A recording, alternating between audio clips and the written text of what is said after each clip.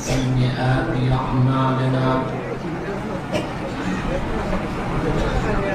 من يهده الله فلا مضل له ومن يضلله فلا هادي له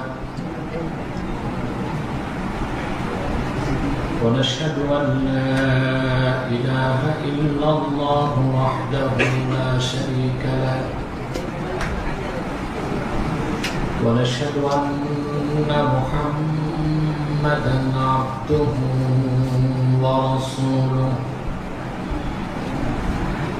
الذي أرسله بالحق بشيرا ونذيرا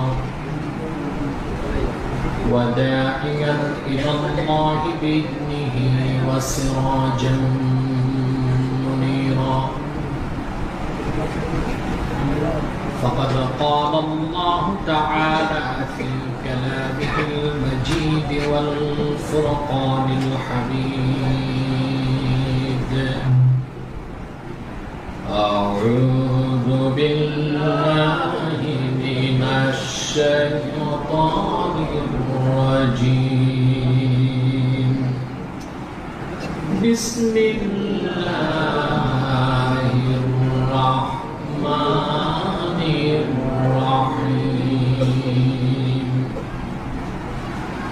يا أيها الذين آمنوا لا ترفعوا أصواتكم فوق صوت النبي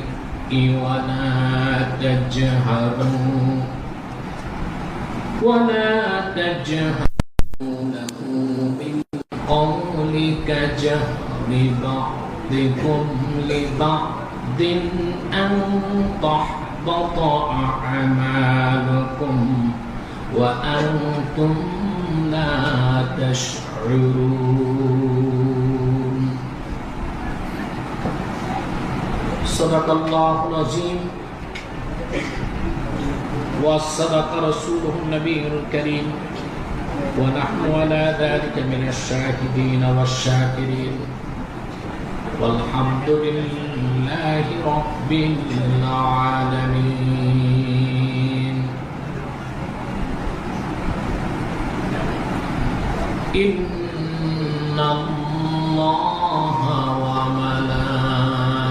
وملائكته يصلون على النبي يا أيها الذين آمنوا صلوا عليه وسلموا تسليما اللهم صل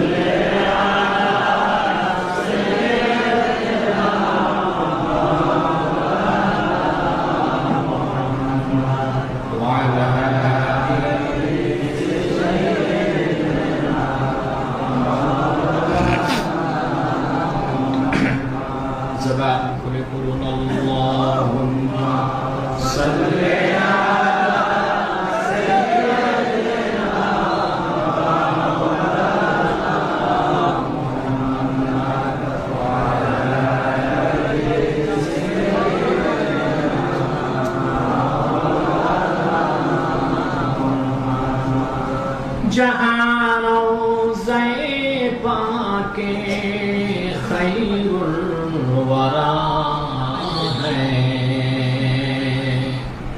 वो जन्नत नहीं है तो फिर और क्या है अल्लाह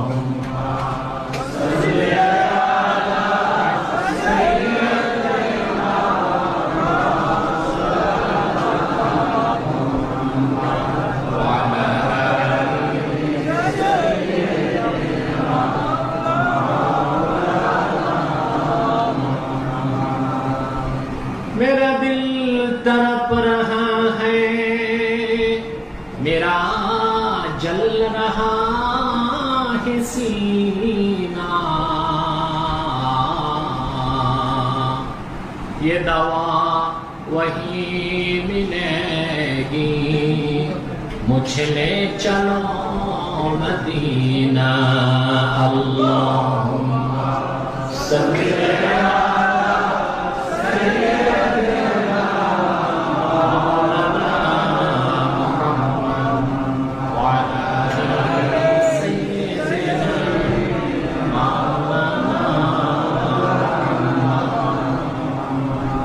मदीना मदीना मोमिनों की गुनगुना है, दीदारे मदीना आशिकों की तमन्ना है। अल्लाहुम्मा सल्ली अला सय्यिदिना मौलाना मुहम्मद व अला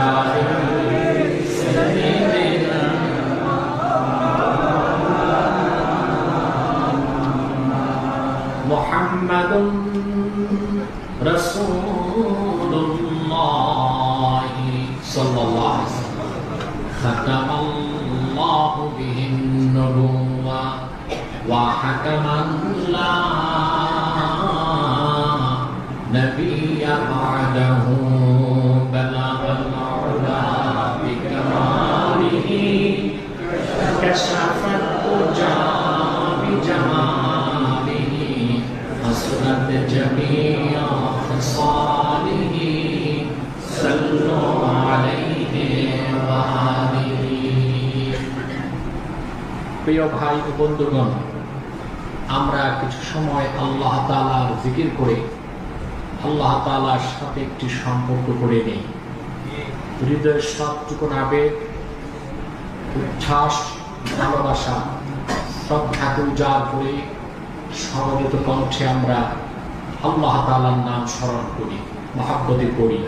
লা ইলাহা ইল্লাল্লাহ লা ইলাহা ইল্লাল্লাহ লা ইলাহা ইল্লাল্লাহ লা ইলাহা ইল্লাল্লাহ লা ইলাহা ইল্লাল্লাহ। মহব্বতে সবটুকু আবেগ উজাড় করে লা ইলাহা ইল্লাল্লাহ লা ইলাহা ইল্লাল্লাহ লা ইলাহা ইল্লাল্লাহ লা ইলাহা ইল্লাল্লাহ লা ইলাহা ইল্লাল্লাহ লা ইলাহা ইল্লাল্লাহ।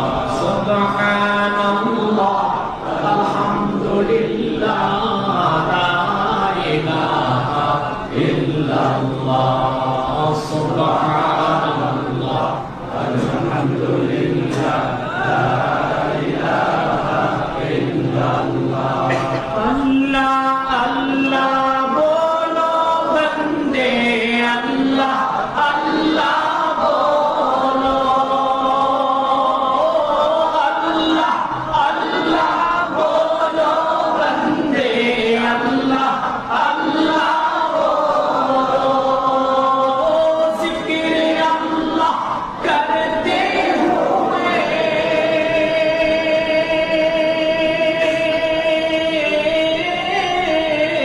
राहे जन्नत चलो। ला इलाहा इल्लल्लाह ला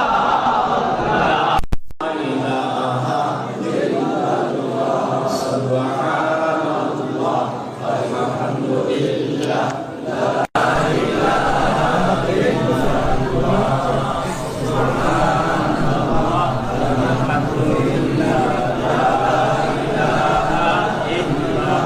हस्बी रब्बी जल्लल्लाह मा फी क़ल्बी गैरुल्लाह।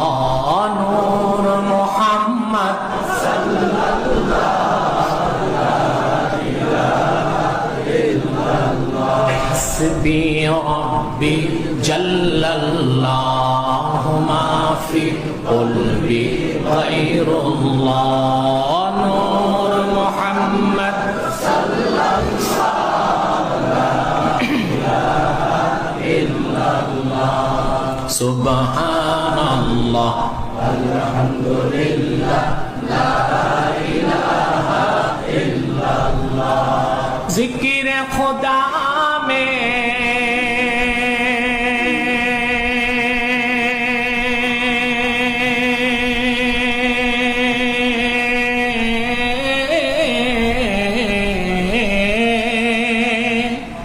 क्या लुत्फ छुपा है मोमिनों की सिवा कोई न जाने ला इलाहा इल्लल्लाह सुबहानल्लाह अल्हम्दुलिल्लाह ला इलाहा इल्लल्लाह सुबहानल्लाह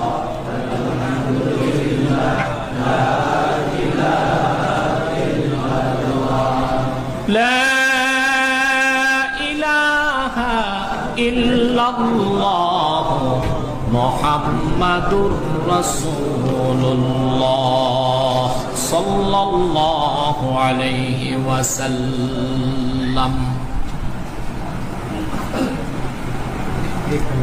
पीछे मुख करो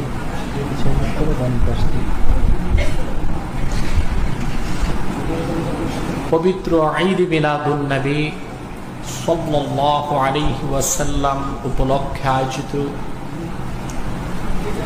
ঐতিহ্যবাহী আব্বাসী মঞ্জিল জনপুর দরবার শরীফের আজকের বাৎসরিক মাহফিলে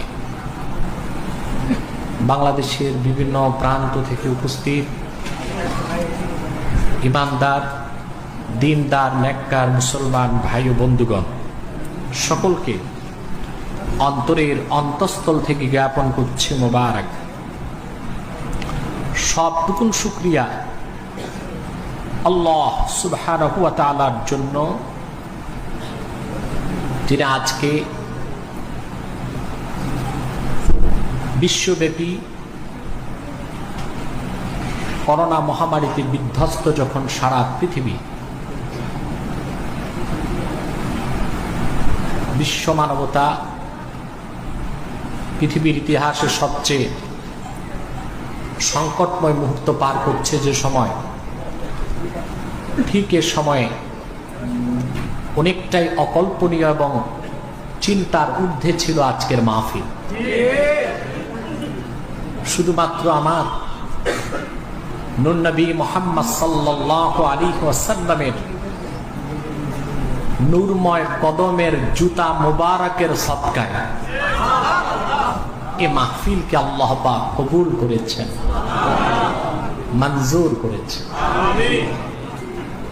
আল্লাহ পাক আমাদেরকে তৌফিক দিয়েছেন এখানে আসার বসার রাসূল করিম সাল্লাল্লাহু আলাইহি ওয়াসাল্লামের ভালোবাসা হৃদয়ে স্থাপন করে একটি রাত অতিক্রম করার সেজন্য আমরা আল্লাহ পাকের শুকরিয়া আদায় করার জন্যে অবনত চিত্তে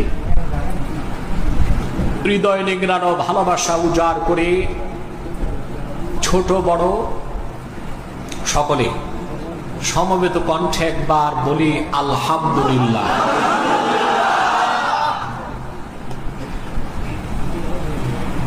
দরুদ ও সালাম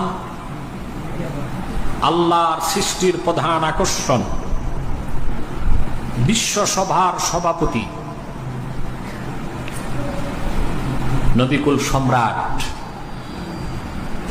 নূর নবী আমার মুহাম্মদ সাল্লাল্লাহু আলাইহি ওয়াসাল্লামের উপর আল্লাহ পাক যাকে সর্বশ্রেষ্ঠ ও সর্বশেষ নবী ও রাসূল হিসেবে প্রেরণ করেছেন আজ থেকে ১৫০০ বছর আগে, যার পরে আজ পর্যন্ত পৃথিবীতে অবশ্যই কোনো প্রকার নবী কিংবা রাসূল অবশ্যই আসে নাই, অবশ্যই এখনো নাই, অবশ্যই কিয়ামত পর্যন্ত আসবে না।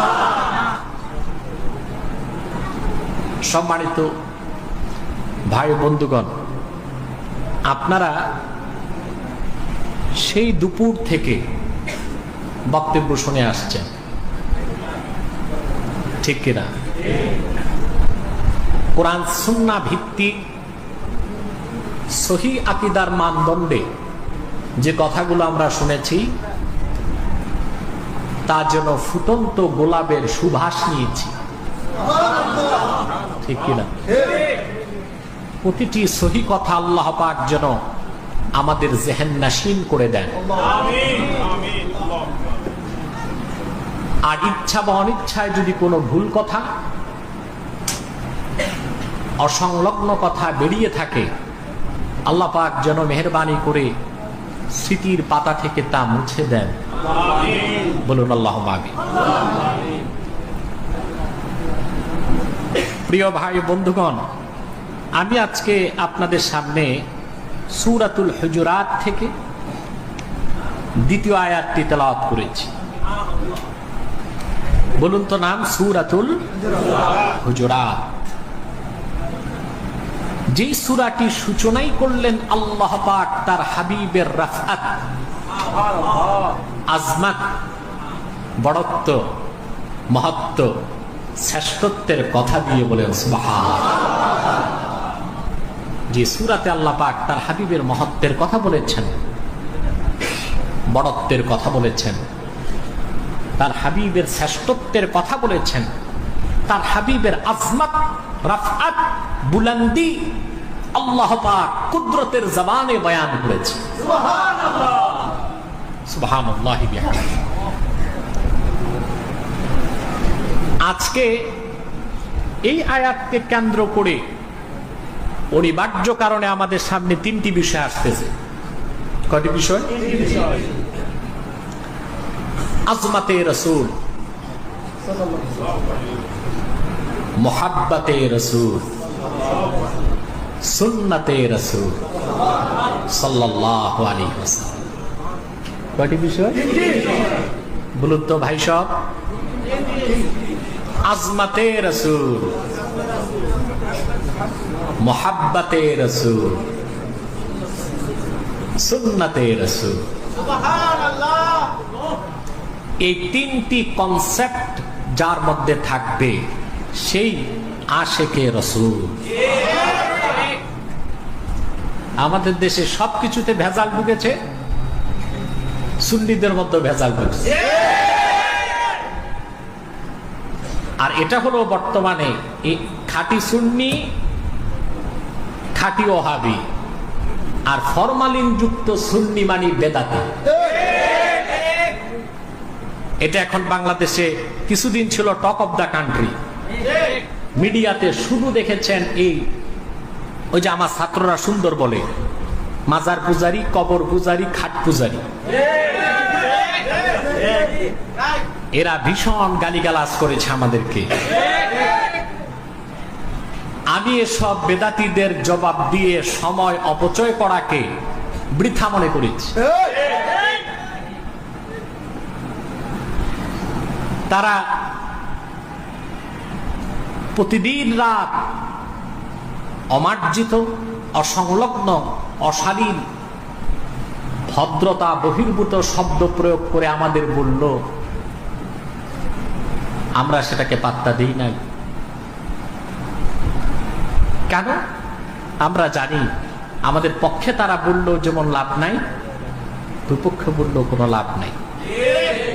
সে কারণে আমাদের আজকে চিন্তা হবে প্রকৃত অর্থে আশিকে রাসূল কে।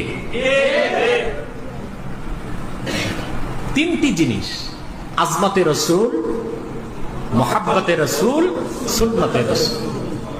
এই তিনটা যার মধ্যে জমা হলো, আল্লাহর পবিত্র সত্তার কসম, সেই আশিকে রাসূল। এই তিনটার একটাও যার মধ্যে নাই, শুধু মিলাদ কিয়াম করার দ্বারা সে সুন্নি তো দূরে থাক, মুসলমান হতে পারবে কিনা তাতেই সন্দেহ আছে।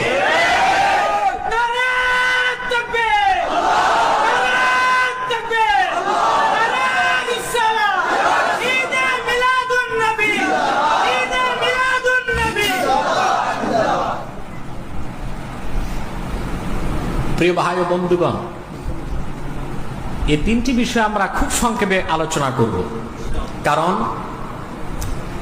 এখন আমাদের দরবার শরীফে বাহিরের আলোচক আলেম বক্তাদের আমরা কম দাওয়াত করি, কারণ আমার ছাত্রদের মধ্যে এখন অনেক ভালো ভালো বক্তা বেরিয়ে গেছে, তাদের একটু সুযোগ দিতে হয়। তারপরও আন্তর্জাতিক মানের পীর মাশায়েখগণ এখানে থাকেন, আলহামদুলিল্লাহ। অনেকে আলোচনা করেছেন, অনেকে করবেন, আর অনেক স্বনামধন্য বাংলাদেশের প্রতিষ্ঠিত আলোচক বক্তাগণ বসে আছেন, যাদেরকে আমরা সময় দিতে পারছি না বলে চরম দুঃখিত। তবে তারা উপস্থিত হয়েছেন, এটা আমরা আমাদের জন্য তাদের বদান্যতা আর তাদের জন্য সৌভাগ্য মনে করি। এখন ভূমিকাতে কিছু কথা আমাদের শুনতে হয়, আর তা হলো আমরা ঈদে মিলাদুন নবী সাল্লাল্লাহু আলাইহি ওয়াসাল্লাম মাহফিল করি কেন? আগে তো আমি অনেক কিতাবপত্র দিয়ে দলিল দিতাম, দেখছেন না? এখন আর এত দলিল দিতে হয় না, কারণ দেশের মানুষ এখন ভুল ফতুয়া মানতে চায় না।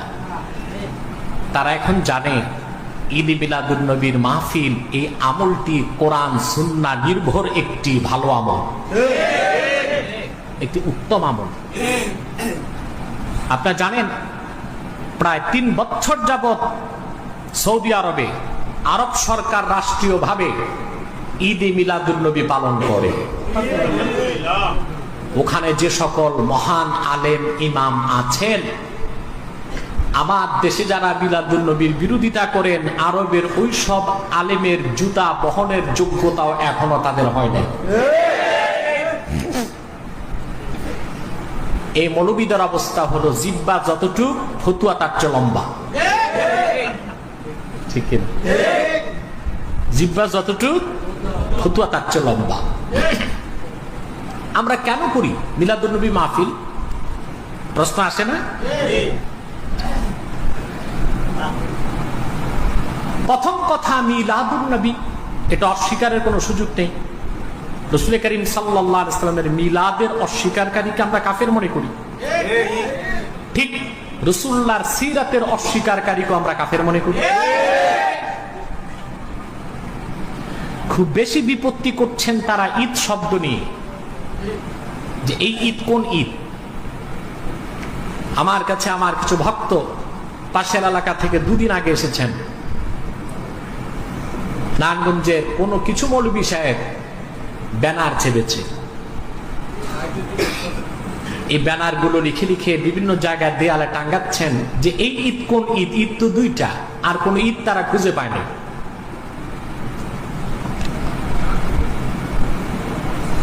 যারা ঈদে মিলাদুন নবীর ঢালাও বিরোধিতা করে, মিলাদুন নবী বলতে কোরআন হাদিসে কিছু নেই, তাদের 2টা সমস্যার একটা সমস্যা আমি পেয়েছি। এক, হয় চোখের সমস্যা, নয় মনের সমস্যা। মনের সমস্যা হলো একটা রোগ, ওইটা নেফাক, মুনাফিকি। এই রোগ যখন ভিতরে ঢুকে, তখন 1000 দলিল মানতে মন চায় না। আরেকটা সমস্যা চোখে, চোখে লামাযহাবীদের চশমা দিয়েছে, এই জন্য ঠিক মতো দেখে না, ঠিক মতো বলে ঈদ 2টা, আর কোন ঈদ নাই। মোল্লা আলী কারি রাহমাতুল্লাহ কোরআন সুন্নাহ থেকে 1টি 2টি নয় 12 প্রকার ঈদকে প্রমাণ করেছে। আমি একটি হাদিস শোনাচ্ছি, তিরমিজিতে এসছে, সুনান তিরমিজির হাদিস। ওয়ান আব্দুল্লাহ ইবনে আব্বাস রাদিয়াল্লাহু তাআলা আনহুমা আন্নাহু ক্বারাআ আল-ইয়াওমা আকমালতু লাকুম দীনাকুম ওয়া আতমামতু আলাইকুম নি'মাতি ওয়া রাদিতু লাকুমুল ইসলামা দীনা ফাইনদাহু ইয়াহুদিয়্যুন فقال لو نزلت هذه الآية علينا لاتخذنا ذلك اليوم عيدا। রাসূলুল্লাহ সাল্লাল্লাহু আলাইহি সাল্লামের আপন চাচাতো ভাই আব্দুল্লাহ বিন আব্বাস রাদিয়াল্লাহু তাআলা আনহুমা, তিনি কোরআন কারীম পড়তেছিলেন সূরা মায়দা। 4th আয়াতে যখন আসলেন, পড়তে লাগলেন আল ইয়াওমা আকমালতু লাকুম দীনাকুম ওয়া আতমামতু আলাইকুম নি'মাতি ওয়া রাদিতু লাকুমুল ইসলামা দীনা।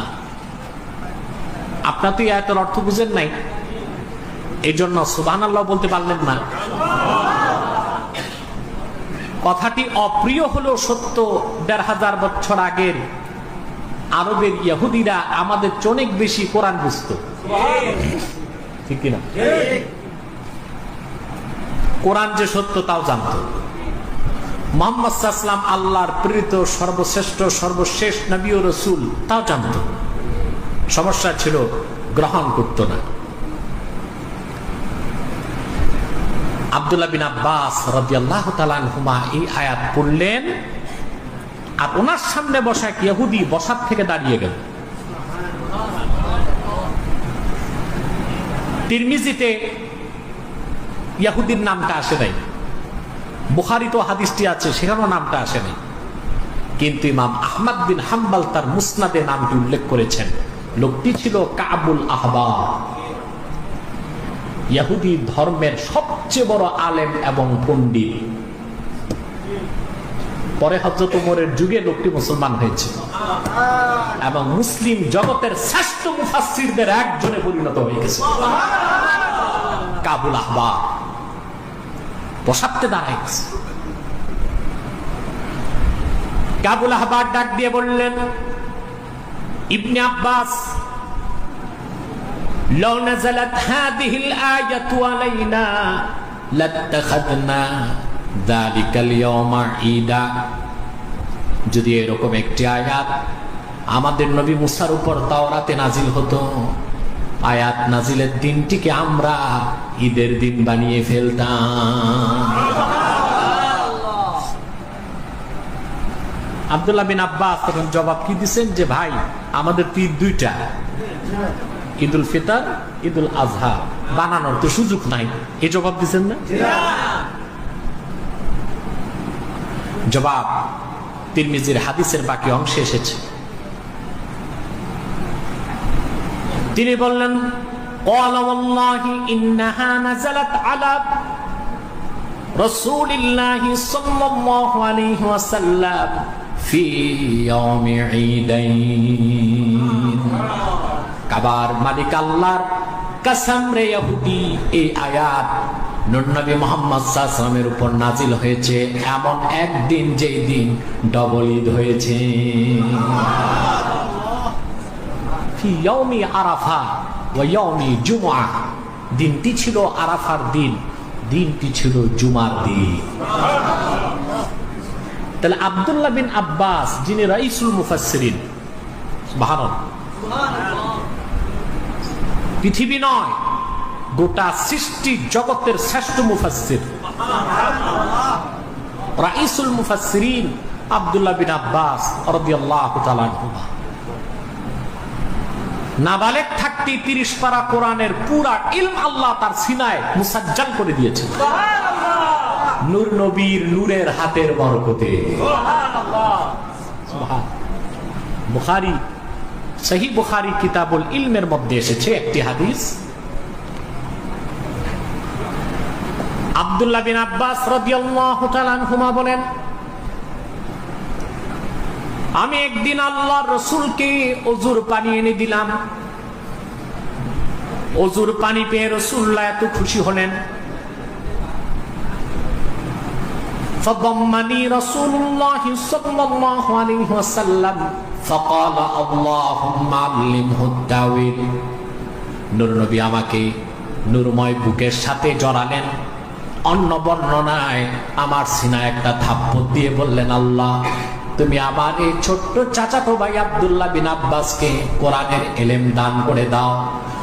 আমার নূর নবীর নূরের হাতের একটি থাপ্পড় লাগার সঙ্গে সঙ্গে আল্লাহ পাক নাবালেগ ইবনে আব্বাসের সিনায় 30 পারা কোরআন মুসাজ্জাল করে দিলেন। 30 পারা কোরআনের তাফসীর আল্লাহ পাক ওনার সিনায় দিয়ে দিলেন। যিনি সবচেয়ে বেশি কোরআন বুঝলেন তিনি বললেন, আরাফার দিন ঈদের দিন, জুমার দিন ঈদের দিন। এটাকে আমার কথা না, ইবনে আব্বাসের কথা। উনি বললেন প্রত্যেক জুমার দিন ঈদের দিন, প্রত্যেক হজের দিন ঈদের দিন। তাহলে আমরা 2 ঈদ ছাড়া আরো 2টো ঈদ পেলাম। কথা বলেন। আর ওনারা ঈদ খুঁজে সমস্যা কয়টা? চোখে নয়, মনে। আর কোনো সমস্যা নেই।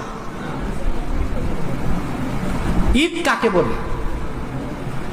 আল্লামা বদরুদ্দিন আইনি উমদাতুল কারিতে ব্যাখ্যা করেছেন, ঈদ হলো আসসুরুরুল আয়েদ। আসসুরুরুল আয়েদ, যে আনন্দটা বারবার মনে জাগে তাকে ঈদ বলা হয়। কি বলা হয়? অর্থাৎ ঘটনা একবার ঘটবে, আনন্দ বারবার লাগবে, একে বলা হয় ঈদ। কি বলা হয়?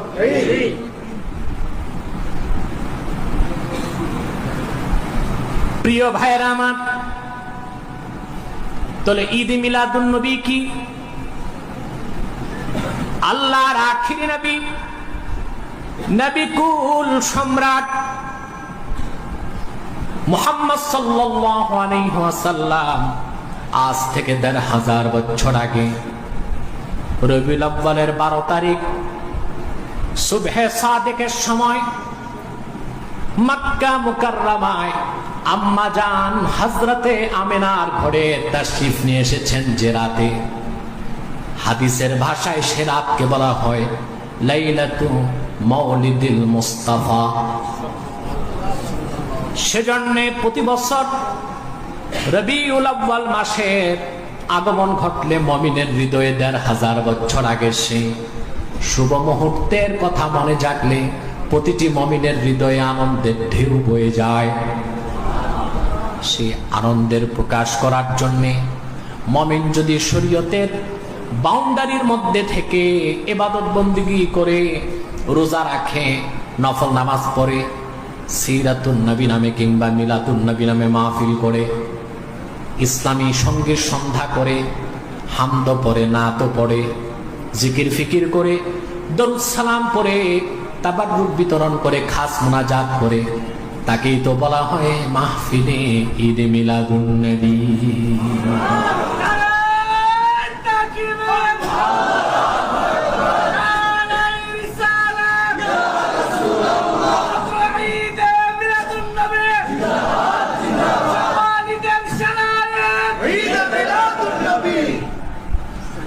প্রিয় ভাই সব, আমার প্রিয় ভাই বন্ধুগণ, রাসূলুল্লাহর কথা মনে করে, স্মরণ করে আনন্দের প্রকাশ করার নির্দেশ আল্লাহ নিজেই করছেন। সূরা ইউনূস আল্লাহ পাক বলেছেন, قل بفضل الله وبرحمته فبذلك فليفرحوا هو خير مما يجمعون। হাবিব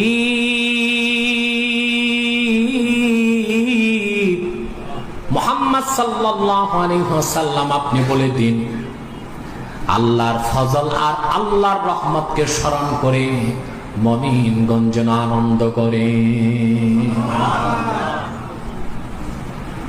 মৌলী সাহেবরা, এই একটা আয়াতের তাফসীর খুঁজে দেখো, আমার কাছে আলহামদুলিল্লাহ মাদ্রাসায় ছাড়া আমার কাছেই প্রায় নির্ভরযোগ্য 14টি তাফসীর আছে। আলহামদুলিল্লাহ। মৌলী সাহেবরা, ব্যানার লেখার আগে তাফসীর পড়ো। আল্লাহ কোন ফজল আর রহমতের জন্য আনন্দ করতে বলেছেন? হানাফি মাযহাবের শ্রেষ্ঠ তাফসীরের কিতাব রুহুল মাআনি 11তম খণ্ড 183 পৃষ্ঠা, লেবানন বৈরুতের ছাপ।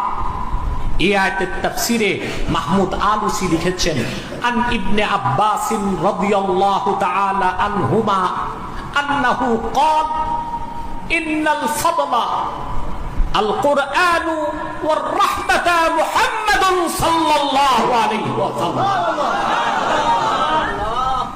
ইবনে আব্বাস তাফসীর করেছেন, আল্লাহ যে ফজলের কথা বলেছেন তা হলো কোরআন, আর যে রহমতের কথা মনে করে আনন্দ করতে বলেছেন সেই রহমত হলেন মুহাম্মদ সাল্লাল্লাহু আলাইহি ওয়াসাল্লাম। তাহলে আমরা যে ঈদ মিলাদুন নবী পালন করি, এটা আল্লাহর নির্দেশ মোতাবেক না পরিপন্থী? আল্লাহর হুকুম মানি, ঠিক কিনা? যারা পালন করে না তাদের কিছু বলি? কথা বলেন। আমাদের কথা মিলাদুন নবী সাল্লাল্লাহু আলাইহি ওয়াসাল্লামের ইনকারকারী বেঈমান হয়ে যাবে, কাফের হয়ে যাবে। মিলাদ যদি কেউ না পড়ে তার ক্ষেত্রে আমাদের কোনো বক্তব্য নাই। সুন্নাত মুস্তাহাব কাজ কেউ যদি না করে তাকে তো কিছু বলার নাই, আছে?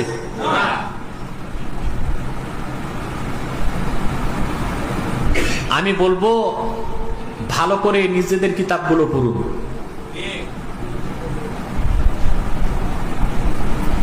আল্লামা খলিল আহমদ আম্বেদকর বজলুল মাজহুদ শরহ সুনান আবি দাউদের লেখক, দারুল উলুম দেওবন্দের শ্রেষ্ঠ মুহাদ্দিসদের একজন, আল মুহান্নাদ আল মুসান্নাদ কিতাবে লিখেন, আল্লাহর রাসূল মুহাম্মদ সাল্লাল্লাহু আলাইহি সাল্লামের জন্ম বৃত্তান্ত মিলাদ পড়া যে কত বড় ইবাদত তা তো ভাষায় প্রকাশ করা যাবে না, বরং মুহাম্মদ সাল্লাল্লাহু আলাইহি ওয়াসাল্লাম ১৫০০ বছর আগে যে গাধার পিঠে বসতেন সেই গাধার পায়ের ধুলাবালির আলোচনা করাও মিন আ'লাল মুস্তাহাব্বাত, শ্রেষ্ঠ মুস্তাহাব ইবাদত। বলেন সুবহানাল্লাহ।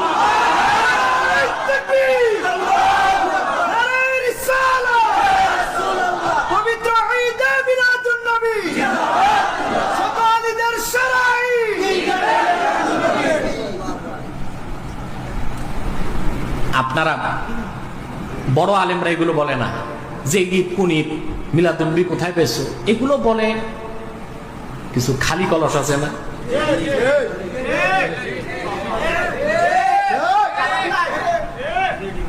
এরে এই যে টালটু বল্টু বেল্টু কিছু বলু বিষয় আছে। আর এই কারণে দ্বন্দ্ব সংঘাত বাড়ে।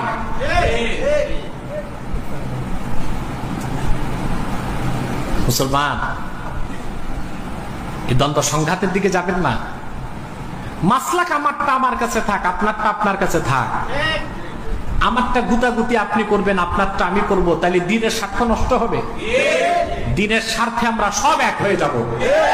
আমার মাসলাক আমার কাছে, আপনারটা আপনার কাছে। কিন্তু আমার মাসলাকের ন্যাক আমলকে আপনি ফতুয়াবাজি করবেন। আমরা অন্ধ তাকলিদ করি না, তাকলিদ মা তাহকিক। আমাদের তাকলিদের সাথে আছে পাহাড় সমান তাহকিক। আপনি তুড়ি মেরে উড়িয়ে দিবেন তা তো হয় না। ভারসাম্যে আসুন, সংকীর্ণতা পরিহার করুন। আসাবিয়াত, দল প্রীতি, স্বজন প্রীতি, ভোজন প্রীতি, এটি বাদ দেন। প্রীতি কয় রকম? একটা স্বজন প্রীতি, আরেকটা দল প্রীতি, আরেকটা ভোজন প্রীতি। আপনার দলেরও না রক্তেরও না, ভালো করে পেটটা করে খাওয়াই দেন, ও আপনার সামসামি করবে, ঠিক না? দল প্রীতি, স্বজন প্রীতি, ভোজন প্রীতি বাদ দিয়া দলিল প্রীতি পয়দা করে।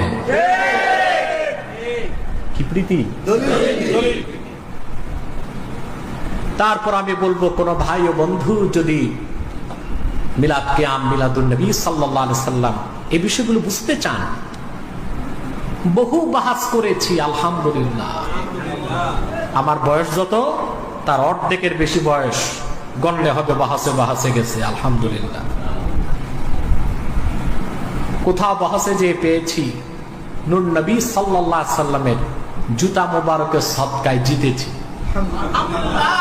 কোথাও প্রতিপক্ষ পত্রপাঠ বিদায়, পত্রপাঠ বিদায় বুঝেন, বহসে বসার আগে ভাগছে। কোথাও মোহাম্মদ সাল্লাল্লাহু আলাইহি ওয়াসাল্লামের এই গোলামের নাম শুনলে আসেই না। বাহাসে তো সংঘাত বাড়ে, দ্বন্দ্ব বাড়ে, কি দরকার? আসুন সংলাপে বসি।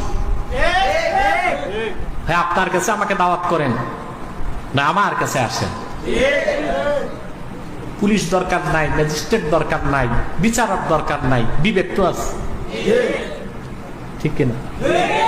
দলিল প্রমাণের ভিত্তিতে আমরা বিষয়গুলো সমাধান করে নিলেই তো দিনের ক্ষেত্রে বৃহৎ ঐক্য হতে পারে। ঠিক কিনা? আসুন আমরা এই মানসিকতা তৈরি করি, সংকীর্ণতা পরিহার করি। আমাদের মনটা ভরে গেছে সংকীর্ণতায়। সালাম দেওয়ার আগে দেখে লোকে টুপিটা কেমন, আমার দলের টুপি আছে কিনা, ঠিক কিনা? আলহামদুলিল্লাহ, আমার মাদ্রাসায় আসলে দেখবেন বিভিন্ন জায়গায় ছাত্র আসে।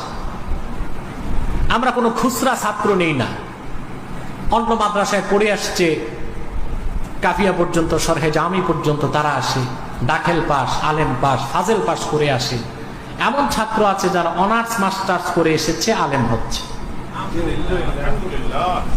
আমরা বাধ্যবাধকতা করি না টুপি আমার মতো লাগবে। অনেক ছাত্র এসে পাঁচকুল্লি লাগায়, কোনদিন আমি তার মাথা থেকে পাঁচকুল্লি খুলি না। আমি মনে করি এই পাঁচকুল্লি খুলে দেওয়াও টুপির সাথে এহানত। কেন? পাঁচকুল্লির সাথে তো সুন্নি ওয়াহাবির কোনো সম্পর্ক নেই। কথা বলেন। পাঁচকুল্লি টুপি যে লাগায়, এটা সমালোচনার কিছু হলো? ওই যে মাজার পূজারি, খাট পূজারি আছে, পাঁচকুল্লি দেখলে বলে এটা ওয়াহাবি।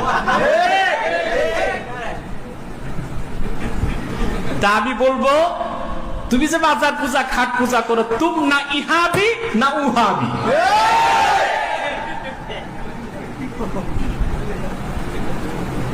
টুপিতে ওয়াহাবি সুন্নি? তো যে টুপি লাগায় না সে কি? কথা বলবেন না।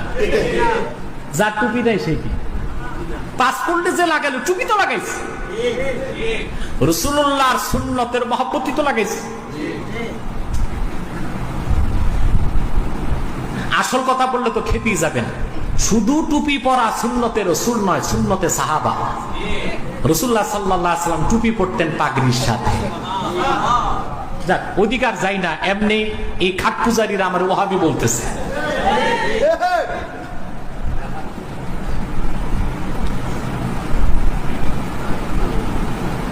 প্রিয় ভাই বন্ধুগণ, তাহলে সংকীর্ণতা পরিহার করতে হবে। টুপি দেখে সালাম নয়, ঈমান আকীদা দেখে সালাম। আমরা জুব্বা কুর্তা দেখি, গুন্ডি কডার্স, বোতাম কয়টা? বোতাম আছে গনে, আমার 3টা তার 3টা, এই লোকটা ঠিক আছে। এরপর দেখি কলার আছে না নাই, এরপর দেখি গোল না ফাড়া। তো যে পেন শার্ট আর টাই লাগায়, কুর্তা দেখো না কেন? কথা বলে। এসব শিকিয়াতনি পাশিকা বাটকারা মৌলবীরা উম্মতের মধ্যে ফিতনা, তাফাররুকা, বিভেদ সৃষ্টি করছে, আর কিছু। বড় আলেমরা এগুলো করে না, কখনো করে না। আমি কার কথা বললাম? খলিল আহমদ রহমতুল্লাহ, দেওবন্দের শ্রেষ্ঠ মুহাদ্দিসদের একজন।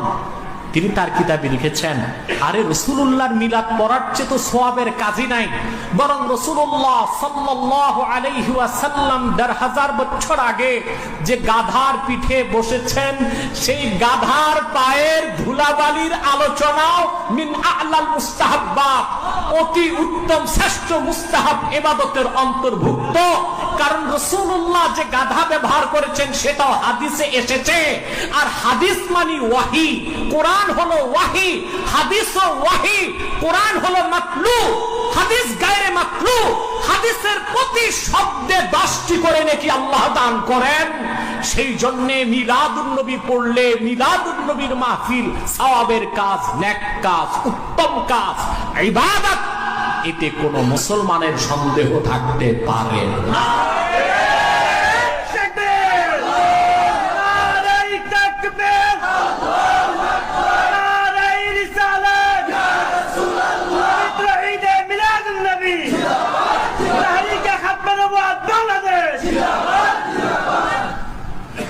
ভাই সব ভূমিকা এখানে শেষ করলাম। আমাদের বিষয় কয়টা? আল্লাহ পাক কোরআন কারীমের মধ্যে বলেন, আমার সঙ্গে আপনারাও পড়ুন, যেন প্রতিটি অক্ষরে নূর আল্লাহ পাক সিনায় উদ্ভাসিত করে দেন। قل أعوذ بالله من الشيطان الرجيم بسم الله الرحمن الرحيم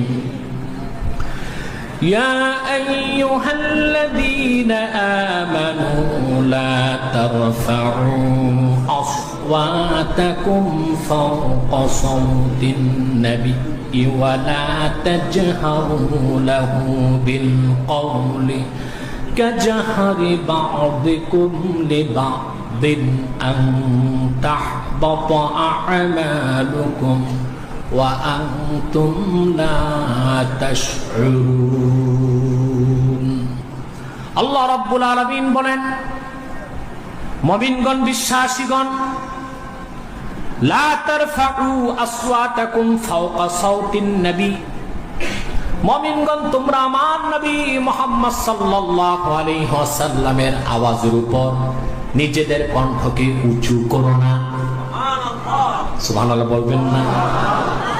ওয়ালা তাজহারু লাহু বিল কওলি কাজহরি বা'দিকুম লিবা'দিন আন তাহবাতা আ'মালুকুম ওয়া আনতুম লা তাশউরুন। তোমরা একজন সাহাবী আরেকজন সাহাবীর সঙ্গে যেভাবে উঁচু স্বরে উচ্চ কণ্ঠে জোরে জোরে কথা বলো, আবার নূর নবীর কদমের সামনে তোমরা ওইভাবে উঁচু গলায় উঁচু আওয়াজে কথা বলো না। যদি বলো কি হবে? আন তাহবাতা আ'মালুকুম ওয়া আনতুম লা তাশউরুন। আমার নবীর সামনে উঁচু গলায় কথা বলার সামান্যতম বেয়াদবির কারণে তোমাদের জীবনের অর্জিত সব আমল বরবাদ হয়ে যাবে, তোমরা তা টেরও পাবে না। আয়াতের তাফসিরে রুহুল মাআনি 26তম খণ্ডের 394 পৃষ্ঠায় লেবানন বৈরুতের ছাপ আল্লামা মাহমুদ আলুসি রাহমাতুল্লাহ, আনতুম লা তাশউরুন, তোমাদের আমল বরবাদ হয়ে যাবে, তোমরা অনুধাবন করতে পারবে না। এটার ব্যাখ্যায় লিখেন, আন্না যালিকা বিমানজিলাতিল কুফরিল মুহবিত ওয়া লাইসা কাসাইরিল মাআসি। কোন গুনাহের কারণে আমল বরবাদ হয় না, কিন্তু রাসূলুল্লাহর শানে বেয়াদবি হলো কুফর, যা আমলকে বরবাদ করে দেয়। এই আয়াত কেন নাজিল হলো? বিশ্বের সব মুফাসসির একমত। ব্যাখ্যাতে তারা সাবাবুন নুজুলে লেখেন, নাযালাত ফি মুজাদালাতি আবি বকর ওয়া উমর রাদিয়াল্লাহু আনহুমা ইনদান নবী সাল্লাল্লাহু আলাইহি ওয়াসাল্লাম ফি তা'মিরিল আকরা ইবনে হাবিস আওয়াল কাকা ইবনে মা'বাদ ওয়া নাযালা ফি মান রাফা'a সাওতাহু ইনদান নবী সাল্লাল্লাহু আলাইহি ওয়াসাল্লাম। দুনিয়ার সমস্ত মুফাসসির একমত, আমার নূর নবী মুহাম্মদ সাল্লাল্লাহু আলাইহি সাল্লামের সামনে হযরত আবু বকর সিদ্দিক রাদিয়াল্লাহু তাআলা আনহু আর হযরত ওমর ছোট্ট একটি বিষয় নিয়ে তর্ক জুড়ে দিলেন। একজন ব্যক্তিকে আমির নিযুক্ত করা নিয়ে হাদিসে সে ব্যক্তির নাম এসেছে হযরত আকরা ইবনে হাবিস, অন্য রওয়ায়াতে এসেছে কাকা ইবনে মা'বাদ। আবু বকর সিদ্দিক রাদিয়াল্লাহু তাআলা একজনের কথা বলেছেন, হযরত ওমর আরেকজনের কথা বলেছেন। দুইজনের কথায় কণ্ঠে উত্তাপ বেড়ে গেল। রাসূলুল্লাহ সাল্লাল্লাহু আলাইহি ওয়াসাল্লাম একটু কষ্ট পেলেন, বেশি নয়, জোরে কথা বলার কারণে। আমার নূর নবী শাহানশাহে রিসালাত, নবিউল আম্বিয়া, নূর নবী মুহাম্মদ সাল্লাল্লাহু আলাইহি সাল্লামের সামনে যেন তেন সাহাবী নয়, আবু বকর ওমরের এই আচরণ আল্লাহ বরদাস্ত করতে পারলেন না। সাবধান করে দিলেন যে তোমরা মুমিনগণ আমার নবী মুহাম্মদ সাল্লাল্লাহু আলাইহি সাল্লামের সামনে উঁচু স্বরে কথা বলো না। আমার রাসূলের গলার আওয়াজের চেয়ে তোমাদের গলার আওয়াজটা যেন বড় না হয়। পরস্পর যেভাবে জোরে কথা বলো, আমার হাবিবের সামনে ওইভাবে বলো না, এতে তোমাদের আমলটা বরবাদ হয়ে যাবে, ঈমান নষ্ট হয়ে যাবে। রাসূলুল্লাহ শানে সামান্যতম বেয়াদবি, এটা হলো কুফর, কুফরুল মুহবিত। এটা এমন কুফর যা ঈমানকে নষ্ট করে দিবে, আমলকে বরবাদ করে দিবে। ঠিক কিনা বলে? এই আয়াতের ব্যাখ্যা করতে যে আল্লামা ইবনে কাসির রাহমাতুল্লাহি আলাইহি তাফসীর ইবনে কাসির লেবানন বৈরুতের ছাপ 4th খণ্ডের 9 পৃষ্ঠায় 209 পৃষ্ঠায় এই আয়াতের ব্যাখ্যা করতে যে লিখেন, 3টি আয়াতের ব্যাখ্যায় লিখেন, হাদিহি আয়াতুন আদাবাল্লাহু তাআলা বিহা ইবাদাহুল মুমিনিন। সূরা হুজুরাতের এই কয়েকটি আয়াত দিয়ে আল্লাহ পাক তার মুমিন বান্দাদের নূর নবীর আদব শিক্ষা দিয়েছেন। রাসূলের তাজিম, আজমতে রাসূল শিক্ষা দিয়েছেন। সুবহানাল্লাহ বলবেন। সেই জন্য ভাইরা, আজকের এই আয়াত থেকে অনিবার্য কারণে 3টি বিষয় বেরিয়ে আসে। একটি আজমতে রাসূল, আরেকটি মহাব্বতে রাসূল, আরেকটি সুন্নতে রাসূল। এই 3টি জিনিস যার মধ্যে একত্রিত হয়ে গেল, সেই তো আশিকে রাসূল, সেই সুন্নি, সে কি? এখন আসেন, আজমতে রাসূল, রাসূলের তাজিম কি তা আমরা একটু বুঝবো। ঠিক কিনা? আল্লাহর রাসূলের আজমত, তাজিম, সম্মান কত বেশি! কোরআনুল কারীমে যেখানে আল্লাহ পাক তার প্রসঙ্গে কথা বলেছেন, সঙ্গে তার রাসূলের প্রসঙ্গে কথা বলেছেন। সুবহানাল্লাহ বলবেন। যেখানে আল্লাহ পাক তার কথা বলেছেন, সঙ্গে আপন রাসূলের কথা বলেছেন। আল্লাহ নিজের ক্ষেত্রে যা বলেছেন, রাসূলের ক্ষেত্রে তা বলেছেন। যেমন আল্লাহ রাব্বুল আলামিন বলেন, ইয়া আইয়ুহাল্লাযীনা আমানুত্তাকুল্লাহা ওয়া কুলু কওলান সাদীদা ইউসলিহ লাকুম আ'মালাকুম ওয়া ইয়াগফির লাকুম যুনুবাকুম ওয়া মান ইউতি'িল্লাহা ওয়া রাসূলাহু ফাকাদ ফাযা ফাওজান আযীমা। যে ব্যক্তি আল্লাহর আনুগত্য করলো, মুহাম্মদ সাল্লাল্লাহু আলাইহি ওয়াসাল্লামের আনুগত্য করলো, সে ব্যক্তি সফলতার শীর্ষ সোপানটা পেল। যেখানে আল্লাহর আনুগত্যের কথা, সঙ্গে রাসূলুল্লাহর আনুগত্যের কথা। ঠিক কিনা বলেন? আল্লাহ রাব্বুল আলামিন বলেন, ইন্নাল্লাযীনা ইউবাইউনাকা ইন্নামা ইউবাইউনাল্লাহ। মুহাম্মদ সাল্লাল্লাহু আলাইহি ওয়াসাল্লাম, যারা আপনার হাতে বায়াত নিয়েছে, তারা আল্লাহর হাতে বায়াত নিয়েছে। বায়াতে রাসূলকে আল্লাহ তাআলা বায়াতে খোদা, নিজের বায়াত বলেছেন। সুবহানাল্লাহ। আল্লাহর বায়াত, রাসূলুল্লাহর বায়াত, রাসূলুল্লাহর বায়াত, আল্লাহর বায়াত। সুবহানাল্লাহ। রাসূলুল্লাহর আজমত, রাসূলুল্লাহর মর্যাদা কোথায় বলেন? সুবহানাল্লাহ। আমার ভাইয়েরা, আল্লাহ রাব্বুল আলামিন বলেন, ইয়াসআলুনাকা আনিল আনফালি কুলিল আনফালু লিল্লাহি ওয়ার রাসূল। তারা আপনাকে গনিমতের মালের ব্যাপারে প্রশ্ন করে, মুহাম্মদ সাল্লাল্লাহু আলাইহি ওয়াসাল্লাম আপনি বলুন, গনিমতের যে মাল, তার সুষ্ঠু বন্টন এবং নীতি নির্ধারণের অধিকার একমাত্র আল্লাহ ও তার রাসূলের। একটু আওয়াজ করে সুবহানাল্লাহ বলবেন। রাত তো বেশি, ঘুমাচ্ছেন আপনারা নাকি? কে কে ঘুমান একটু হাতটা তুলে দেখান তো আমাকে। ঘুমান কে? হাত উঠান। এত মানুষের মধ্যে 2-1 বেতাল মানুষ তো থাকতেই পারে। আমার ভাইয়েরা, শুধু তাই নয়, আল্লাহ পাক তার হাবিবের আজমতের কথা, সম্মানের কথা, কতটুক রাসূলুল্লাহ সম্মান তাজিম, আল্লাহ পাক বলেন, ইন্নাল্লাযীনা ইউযুনাল্লাহা ওয়া রাসূলাহু লা'আনাহুমুল্লাহু ফিদ দুনিয়া ওয়াল আখিরাতি ওয়া আ'আদ্দা লাহুম আযাবাম মুহিনা। আল্লাহ পাক বলেন, আর যে সব লোক আল্লাহকে কষ্ট দেয়, মুহাম্মদ সাল্লাল্লাহু আলাইহি ওয়াসাল্লামকে কষ্ট দেয়, ওই সব হতভাগা পাপীদের জন্য দুনিয়া ও আখিরাতে রয়েছে আল্লাহর পক্ষ থেকে অভিশাপ বা লানত। বলেন নাউযুবিল্লাহ। আল্লাহ রাব্বুল আলামিন অন্যত্র বলেন, যালিকা বিআন্নাহুম শাক্কুল্লাহা ওয়া রাসূলাহু ওয়া মান ইউশাকিকিল্লাহা ওয়া রাসূলাহু।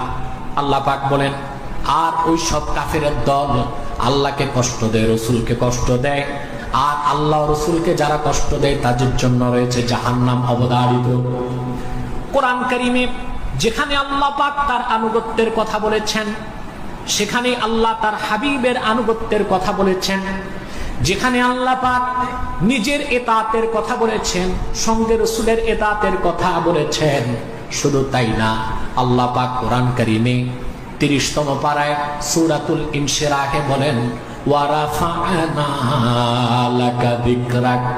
হাবিব মুহাম্মদ সাল্লাল্লাহু আলাইহি ওয়াসাল্লাম, আমি আপনার সম্মান, মর্যাদা, ইজ্জত, রাফআতকে, আপনার ফজিলতকে আমি আল্লাহ পাক বুলন্দ করেছি। কত বেশি বুলন্দ করেছেন!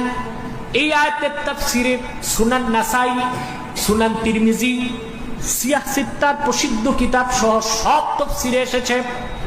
এই আয়াত নাজিলের পর জিবরিল চলে আসলেন, রাসূলুল্লাহকে প্রশ্ন করলেন, ইয়া মুহাম্মদ সাল্লাল্লাহু আলাইহি ওয়াসাল্লাম, আতাদরি, গেট বন্ধ করে এটা,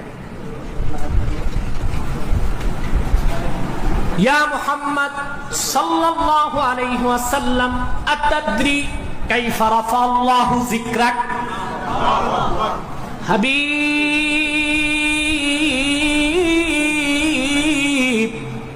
আল্লাহ প্রশ্ন করেছেন, আপনি কি জানেন কেমন করে আল্লাহ আপনার জিকিরকে বুলন্দ করেছেন? হুজুর বললেন, আমি জানি না, আল্লাহ জানেন। জিবরিল চলে গেলেন, আল্লাহর পক্ষ থেকে জবাব আসলো, ইযা যুকিরতু যুকিরতা মাই। হাবিব,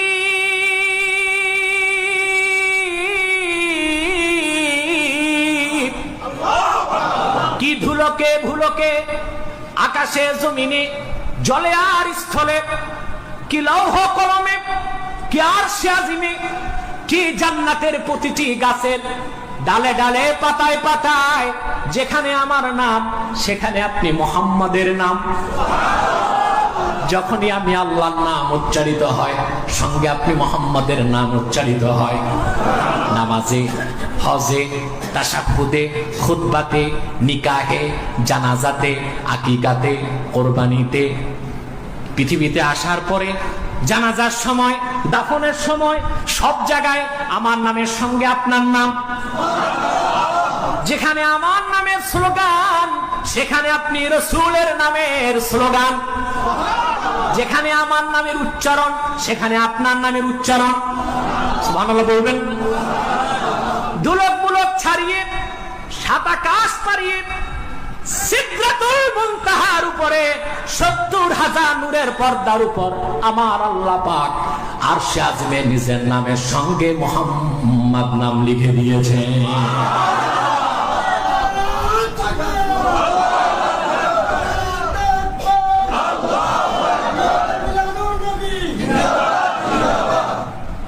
রাসূলের আজমত, রাসূলের তাজিম কত বেশি আপনি চিন্তা করতে পারবেন না। সাহাবায়ে কেরাম রাসূলুল্লাহকে কতটুকু তাজিম করতেন আপনি জানেন? বুখারীতে একটি হাদিস এসেছে উরওয়া ইবনে মাসউদ থেকে। কার থেকে? রাদিয়াল্লাহু তাআলা। তিনি বলেন, আমি মুসলমান হওয়ার আগে আমাকে মক্কার কুরাইশরা মদিনা মুনাওয়ারায় পাঠালো, যাও তো দেখো এখনো সাহাবীগণ মুহাম্মদ সাল্লাল্লাহু আলাইহি ওয়াসাল্লামকে সম্মান, ভক্তি, শ্রদ্ধা করে কিনা। মদিনা মুনাওয়ারার অবস্থাকে দেখে আসো। উরওয়া বিন মাসউদ রাদিয়াল্লাহু তাআলা 7 দিন মদিনা মুনাওয়ারায় থাকলেন। মদিনা মুনাওয়ারা থেকে তিনি ফিরে আসলেন মক্কায়। কাবার চত্বরে দাঁড়ালেন। সমবেত কুরাইশদের লক্ষ্য করে বললেন, কুরাইশরা শুনে রাখো, মদিনা মুনাওয়ারায় কি দেখে আসলাম শুনে রাখো। ওয়াল্লাহি লাকাদ রাআইতু মুলুকাল কিসরা ওয়াল কায়সার, আমি রোম সম্রাটদের দেখেছি, পারস্যের সম্রাটদের দেখেছি, রোম সম্রাটদের দেখেছি, কিন্তু মদিনা মুনাওয়ারায় মুহাম্মদ সাল্লাল্লাহু আলাইহি ওয়াসাল্লামের যে রাজত্ব দেখেছি তা তো চোখে দেখি নাই। আমি 7 দিন মুহাম্মদ সাল্লাল্লাহু আলাইহি ওয়াসাল্লামের কদমের কাছে ছিলাম। আমি দেখতাম তিনি যখন মদিনা মুনাওয়ারাতে হাঁটতেন, দুই পাশে সাহাবীগণ অপেক্ষা করতেন নূর নবী থুতু কখন ফেলবেন। 7 দিনে এমন একদিনও দেখি নাই রাসূলুল্লাহর থুতু মদিনা মুনাওয়ারার মাটিতে পড়েছে। আমি দেখেছি রাসূলুল্লাহর থুতু কোন না কোন সাহাবী হাতে নিয়েছেন। আর নূর নবীর সেই মুবারক থুতু দেখলাম সাহাবী তার চেহারার মধ্যে বরকতের জন্য মালিশ করেছেন।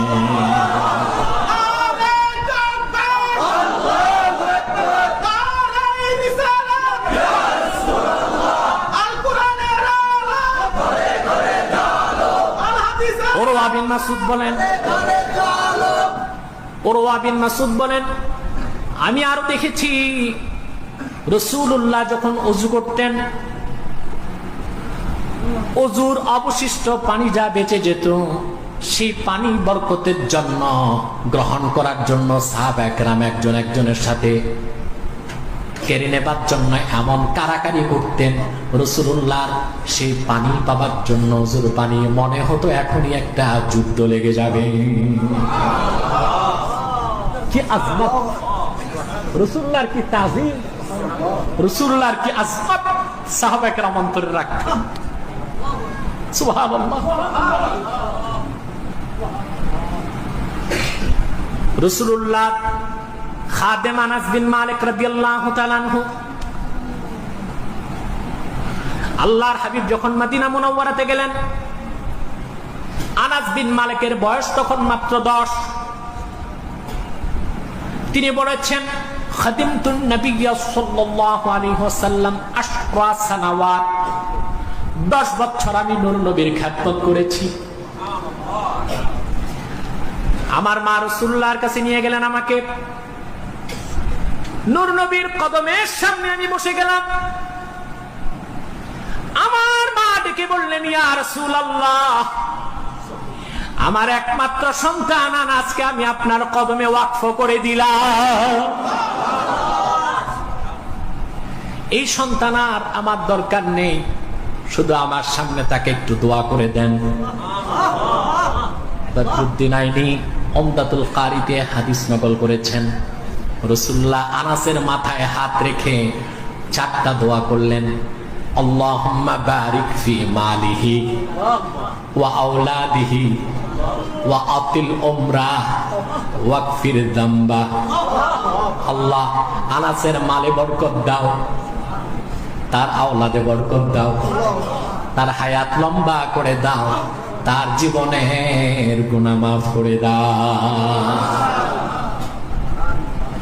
আনাস বিন মালিক বলেন রাসূলুল্লাহ 4টা দোয়া করেছেন, 3টা নগদ পেয়েছি। আল্লাহ আমাকে এত সম্পদ দিয়েছেন, রমজানে যাকাত বের করার সময় অনেকগুলো উট লাগে যাকাতের মাল বহন করতে। আমার এত বেশি সন্তান আল্লাহ আমাকে দিয়েছেন, আমি নিজে আমার বংশের 98 জনকে গোসল দিয়ে দাফন দিয়ে জানাজার পর দাফন করেছি। এত সম্পদ পেয়েছি, এত আওলাদ পেয়েছি, এত বয়স পেয়েছি, আমি মনে করি 4র্থটাও কবুল হয়ে গেছে, আল্লাহ আমার গুনাহ মাফ করে দিয়েছেন। সুবহানাল্লাহ বলবেন না? আনাস বিন মালিক বলেন রাসূলুল্লাহ যখন আমাদের বাড়িতে আসতেন, গরমে রাসূলুল্লাহ যখন ঘামিয়ে যেতেন, রাসূলুল্লাহ নূরময় চেহারা থেকে মুক্তার মতো ঘামের ফোঁটা যখন পড়তো, আমার মা আমাকে কাচের বোতল দিয়ে বলতেন, রে আনাস, এই অমূল্য সম্পদ তো দুনিয়ার কোথাও পাওয়া যাবে না। রাসূলুল্লাহর ঘামটা কাচের বোতলে ভরে নাও, আমরা আতর হিসেবে ব্যবহার করব।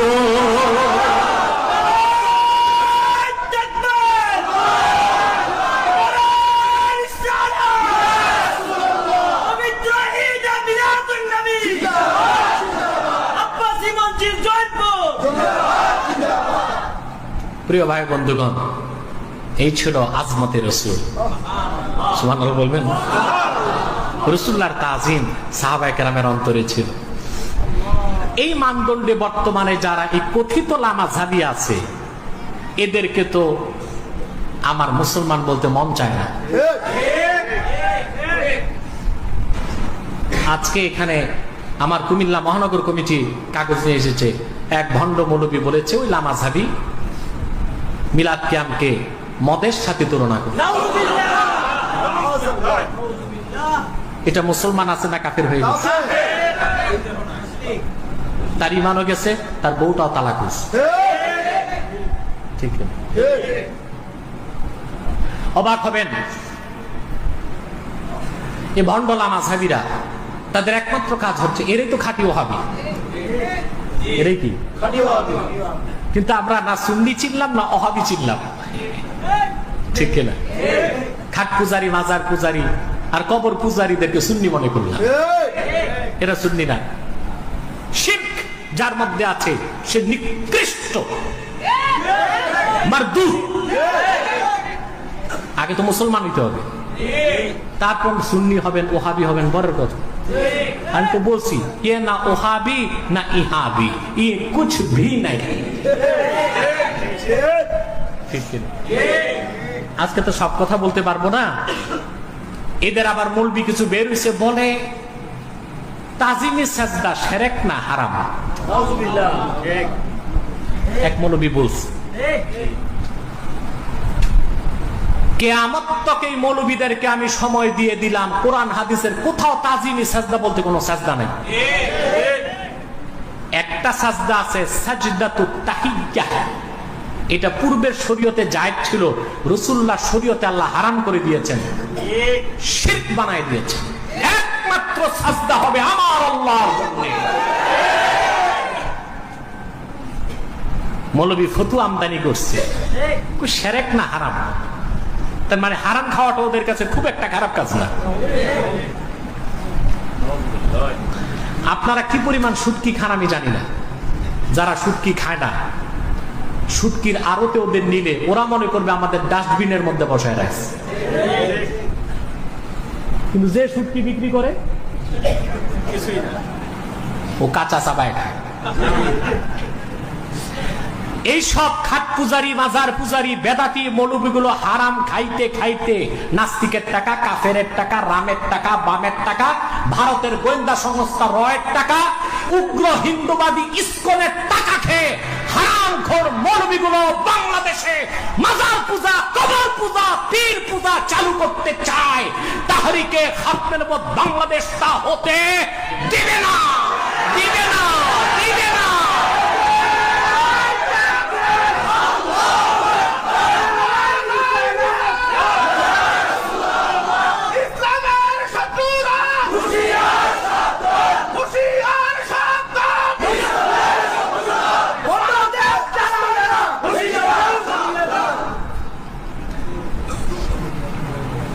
তোমরা স্লোগান কি আল্লাহর জন্য দাও না মিডিয়াতে ছবি আসার জন্য? এত মানুষ কানের কাছে স্লোগান দিবে মাঠ থেকে।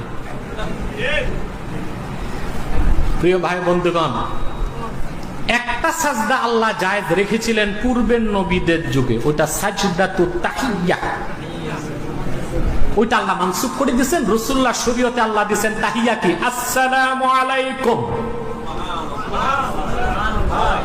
কি দিছেন? ওই যে ৭১ টিভি না ৭২ টিভিতে এক ভণ্ড বলছে সালাম আলাইকুম। কি এইটারে আমি ডিবিসি বলি না, ডাব্বা টিভি।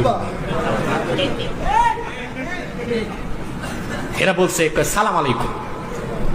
মানুষ অশুদ্ধ ছেড়ে শুদ্ধের দিকে আসছে, এতে তাদের গাত্রদা, ঠিক কিনা? খোদা খোদা খোদা ১০,০০০ বার বললে সওয়াব আছে? বলা হয় আমার আল্লাহকে। আল্লাহ একবার বলবেন, আল্লাহ 99 নাম নেওয়ার সওয়াব পাবেন। কারণ এখানে সূক্ষ্ম রহস্য আছে। বিশ্ববরণ্য মুহাদ্দিস মোল্লা আলী কারি রাহমাতুল্লাহ লেখেন, আল্লাহ ইসমুল লিযাতিল বারি আল মুস্তাজমিউ লিজামিই সিফাতিল কামাল। আল্লাহর আল্লাহ নামটা আল্লাহ 99টি সিফাতকে জমা করে রাখে।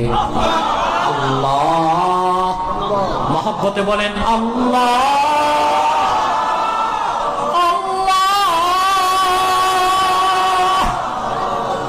কে? রহমান, রহিম, জব্বার, করিম, সত্তার, ওয়াদুদ, রাউফ, রহিম। সুবহানাল্লাহ। খোদা হাফেজ বলবেন, সওয়াব নাই। বলা হয় আল্লাহকে। আল্লাহ হাফেজ বলবেন, প্রতি অক্ষরে 10 নেকি। আল্লাহর নাম নিবেন, 99 নাম জিকির করার সওয়াব পাবেন। সুবহানাল্লাহ, সুবহানাল্লাহ।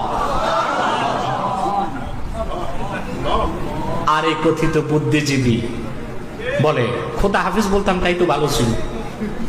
নাউজুবিল্লাহ। এই বুদ্ধিজীবীদের অবস্থা কি জানেন? মানুষের পেটে হয় গ্যাস্ট্রিক, ওদের হচ্ছে মাথায় গ্যাস্ট্রিক। প্রিয় ভাই সব, তাহলে আল্লাহ রাসূলুল্লাহ শরীয়তে দিয়েছেন কি তাহিয়্যা, ওয়া তাহিয়্যাতুহুম সালাম। আমাদের সাজদা টাজদা নাই। কিসের তাজিমে সাজদা? এর কোন অস্তিত্ব কোরআন হাদিসে তাজিমে সাজদা বলতে কিচ্ছু নাই। ছিল যেটা সাজদায়ে তাহিয়্যা, সাজদায়ে তাহিয়্যা। এখন আল্লাহ দিবেন কি? আল্লাহ নিয়ম কি করছেন? আল্লাহ কোরআনে বলেছেন, কেউ যদি তোমাকে তাহিয়া সালাম দেয়, তুমি তার উত্তম জবাব দাও। সেজন্য আমরা যখন বলি আসসালামু আলাইকুম, জবাব আসে ওয়ালাইকুম আসসালাম ওয়া রাহমাতুল্লাহ। জবাব সিঙ্গেল না ডবল? এই সব খাট পূজারি, মাজার পূজারীদেরকে বলবো, তাজিমি সাজদা যদি করতেই হয় তাহলে তাহিয়া ডবল। মুরিদ যদি পীরকে একটা সাজদা করে, পীর করতে হবে 2টা সাজদা।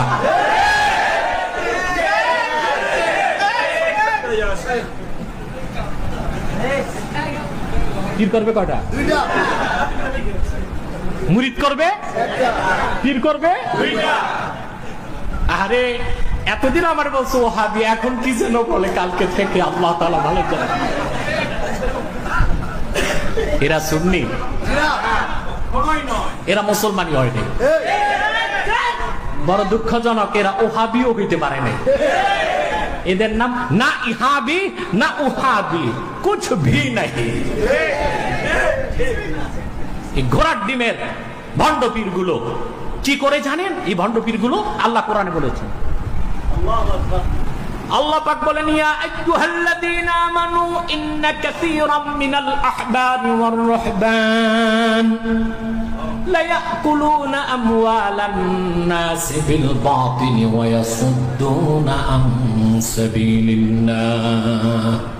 মুমিনগণ, অধিক সংখ্যক ইহুদি খ্রিস্টান, পাদ্রী, পুরোহিত, ধর্মযাজকগণ অন্যায়ভাবে ভোগলাবাজি করে মানুষের সম্পদ ভক্ষণ করে, ধোঁকাবাজি করে, আর মানুষকে আল্লাহর দিন থেকে সরায়।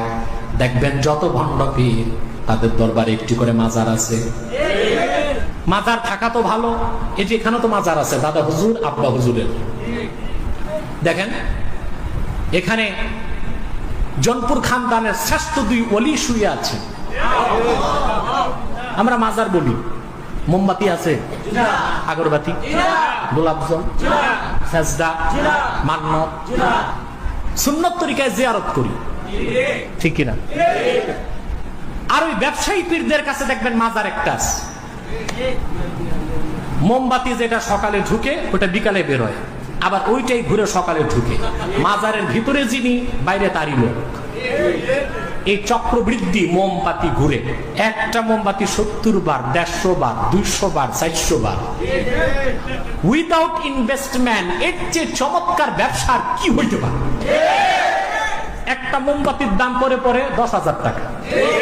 এইটাই যাচ্ছে বেরোচ্ছে, ইনপুট দেন আউটপুট, ঠিক কিনা? এই মাজার পূজার বিরোধিতা করলে আমরা ওহাবি, আমরা খাঁটি সুন্নি। সৈয়দ আহমদ বেরেলী রহমতুল্লাহ আলাইহি, কারামত আলী জনপুরি রহমতুল্লাহ উত্তরসূরিরাই প্রকৃত সুন্নি, খাঁটি মুমিন, তারাই আশিকে রাসূল। সুন্নতের দোহাই দিয়ে যারা পীরকে সাজদা করে, মাজারকে সাজদা করে, মাজারে মান্নাত করে, ইমান ইসলামের উপর মাসলাককে মূল্যায়ন করে, তারা ভণ্ড, বেদাতি, শিরকপন্থী। তাদের সঙ্গে আহলুস সুন্নাহ জামাতের কোনো সম্পর্ক না।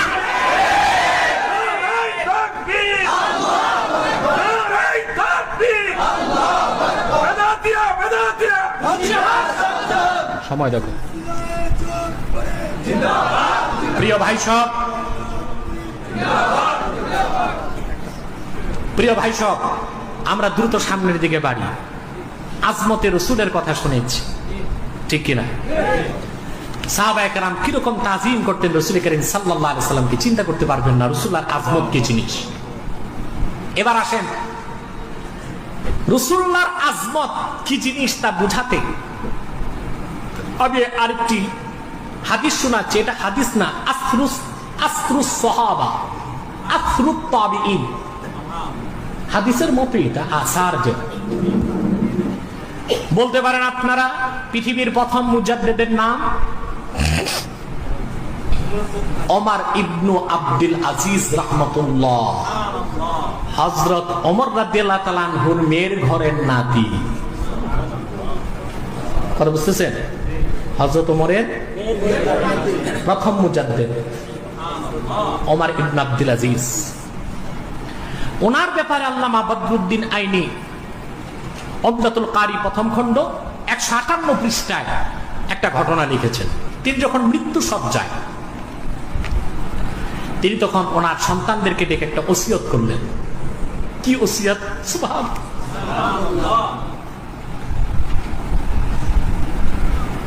وأوصى أن يدفن معه شيء كان عنده من شعر رسول الله صلى الله عليه وسلم وأظفاره وقال إذا مت فاجعلوه في كفني।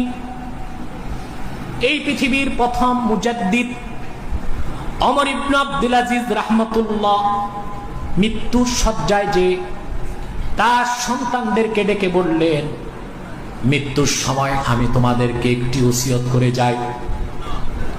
আমার কাছে আল্লাহর রাসূলের মুবারক কয়েকটি চুল আছে, কয়েকটি নখ মুবারক আছে। আবার যখন মৃত্যু হয়ে যাবে, আমার কাফনের সঙ্গে রাসূলুল্লাহর চুল মুবারক আর নখ মুবারক দিয়ে দিও, যেন কবরে আযাব না হয়। ওমর ইবনে আব্দুল আজিজ রাহমাতুল্লাহ প্রথম মুজাদ্দিদ। মুজাদ্দিদ বেদাত করে? কথা বলেন। এখন ওনার যুগে যদি আমাদের দেশের মৌলবীদের মতো থাকতো তো বলতো, আপনি যে কাজ করতে যাচ্ছেন আবু বকর সিদ্দিক করছে নাকি? আপনার নানা হযরত ওমর করছে নাকি? ওসমান গনি করছে নাকি? হযরত আলী করছে নাকি? আপনি তো তাবি, কোন সাহাবী তো করে নাই। আপনি রাসূলুল্লাহর চুল মোবারক আর নখ মোবারক কাফনে ঢুকাবেন কেন? এ তো বেদাত হবে বলছে। আরে নাদানের দল এখন বলতেছে তো, আপনারা ঈদে মিলাদুন নবী করেন, এটা আবু বকর সিদ্দিক করছে নাকি? ওমর করছেন, আলী করছেন, ওসমান করছেন, সাহাবীগণ করছেন। তা আমি বলি ওমর ইবনে আব্দুল আজিজ যেটা করছেন প্রথম মুজাদ্দিদ, এটা কি হযরত আবু বকর করছেন? ওমর করছেন? ওসমান করছেন? আলী করছেন? কোন সাহাবী করছেন? কেউ বেদাত বলছেন? মুজাদ্দিদকে যদি বলে বেদাত করছে, তো মুজাদ্দিদ থাকে কই? মুজাদ্দিদের কাজই তো বেদাত মিটাতে। কারণ ওমর ইবনে আব্দুল আজিজের এই কাজ, এটা সম্পর্ক সুন্নতের সাথে ছিল না, আজমতের সাথে ছিল। আজমতে রাসূল এক জিনিস, সুন্নতে রাসূল আরেক জিনিস। বেদাত খুঁজতে হয় সুন্নতের বিপরীতে, আজমতের ক্ষেত্রে নয়। রাসূলুল্লাহর আজমত যা অন্তরে যত বাড়বে, আল্লাহর কাছে তার মর্যাদা আর তার ভালোবাসা তত বাড়বে। আজমতে রাসূলের কথা শেষ, এবার আসেন মুহাব্বতে রাসূল। আরে রাত পার হবে, শেষ করা যাবে না, আমি খুব সংক্ষেপে করছি। আর অনেক আন্তর্জাতিক আলেমরা বসে আছেন।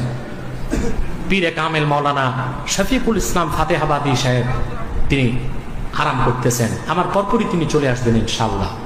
আমরা ফজরের আগে মুনাজাত করবো যেন ফজর পরে বাড়ি যেতে পারি। এই একটি রাত কাল কিয়ামতে আমাদের নাজাতের জারিয়া হতে পারে, ঠিক কিনা বলেন? প্রিয় ভাই সব, আমার ভাই বন্ধুগণ, কথা শুনতেছেন? মুহাব্বতে রাসূল, রাসূলুল্লাহর মুহাব্বত, ভালোবাসা। এই গেটটা বন্ধ না করলে খুব ডিস্টার্ব হয়।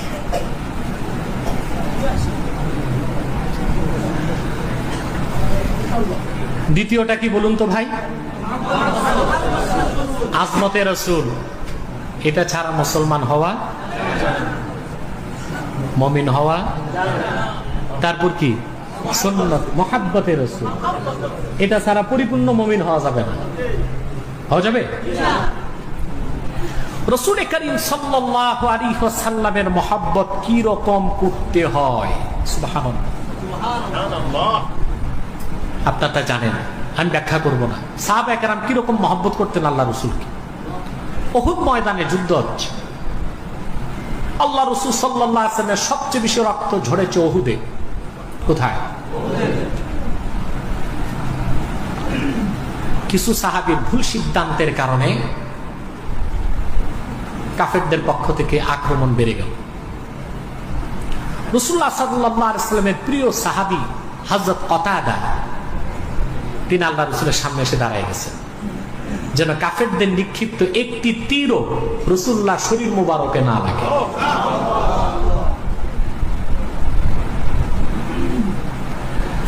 হযরত কাতাদা রাসূলুল্লাহর সামনে দাঁড়িয়ে আছেন। কাফেরদের পক্ষ থেকে লোহার অস্ত্র, তীর একের পর এক আসছে। প্রত্যেকটি তীরের আঘাত হযরতে কাতাদা ওনার শরীরকে ঢাল হিসেবে ব্যবহার করে আটকায় দিলেন। একটি তীর রাসূলুল্লাহর শরীর মোবারকে লাগতে দিলেন না। কাফেরদের তীরের আঘাতে হযরত কাতাদার দুটো চোখ বের হয়ে গেছে, চক্ষু দুটো বের হয়ে গেছে, গন্ডদেশে ঝুলে আছে চোখ। যুদ্ধ যখন শেষ, সমস্ত শরীরে হযরত কাতাদার তীরের আঘাত, তরবারির আঘাত। সাহাবায়ে কেরাম বলেছেন হযরত কাতাদার দেহে ৯৭টি অস্ত্রের আঘাত লেগেছিল।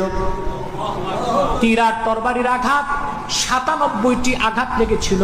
তারপর হযরত কাতাদা নবীর সামনে থেকে এক মুহূর্তের জন্য সরেন নাই, আর তার মৃত্যুও হয় নাই। রাসূলুল্লাহ তাকে দেখলে সাহাবীগণকে বলতেন, এই দেখো আমার জীবিত শহীদ হযরতে কাতাদা। সুবহানাল্লাহ। চক্ষু দুটো ঝুলে আছে। হযরত কাতাদা এসে রাসূলুল্লাহর সামনে দাঁড়িয়ে আছেন। ইয়া রাসূলুল্লাহ, ইয়া হাবিবাল্লাহ, আপনার ভালোবাসায় জীবন দিতে চেয়েছিলাম, অগণিত আঘাত লেগেছে,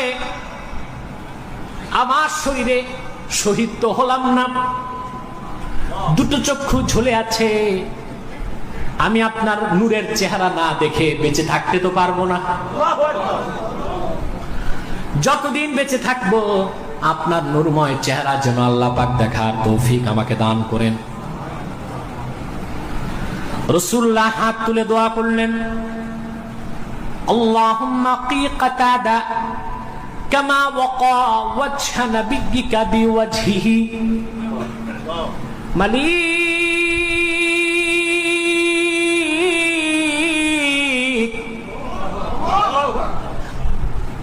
তোমার বান্দা কাতাদা তার চেহারাকে ক্ষত বিক্ষত করে তোমার রাসূলের চেহারাকে যেভাবে রক্ষা করেছে, তুমি আমার সাহাবী কাতাদার চেহারাকে ঠিক করে দাও, চক্ষু ঠিক করে দাও।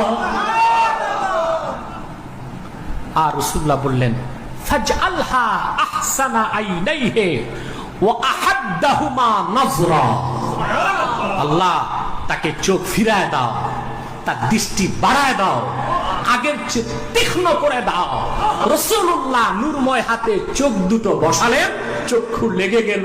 হযরত কাতাদা বলেন, আমার দৃষ্টি আগের চেয়ে আরো তীক্ষ্ণ হয়ে গেল, প্রখর বেড়ে গেল।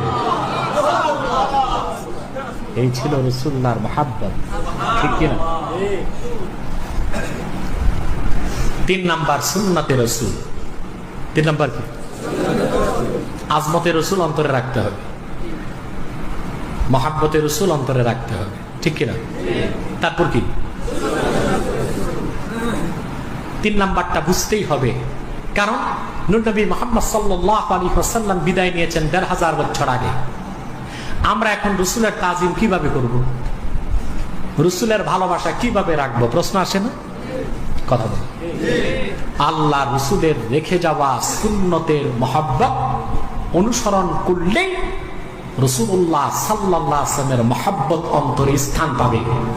রাসূলুল্লাহর রেখে যাওয়া শরীয়ত ও সুন্নতের তাজিম করলেই রাসূলুল্লাহকে তাজিম করার সম্মান আল্লাহ আমলনামায় দিয়ে দিবেন। 3 নাম্বারটা কি? সুন্নতের রাসূল।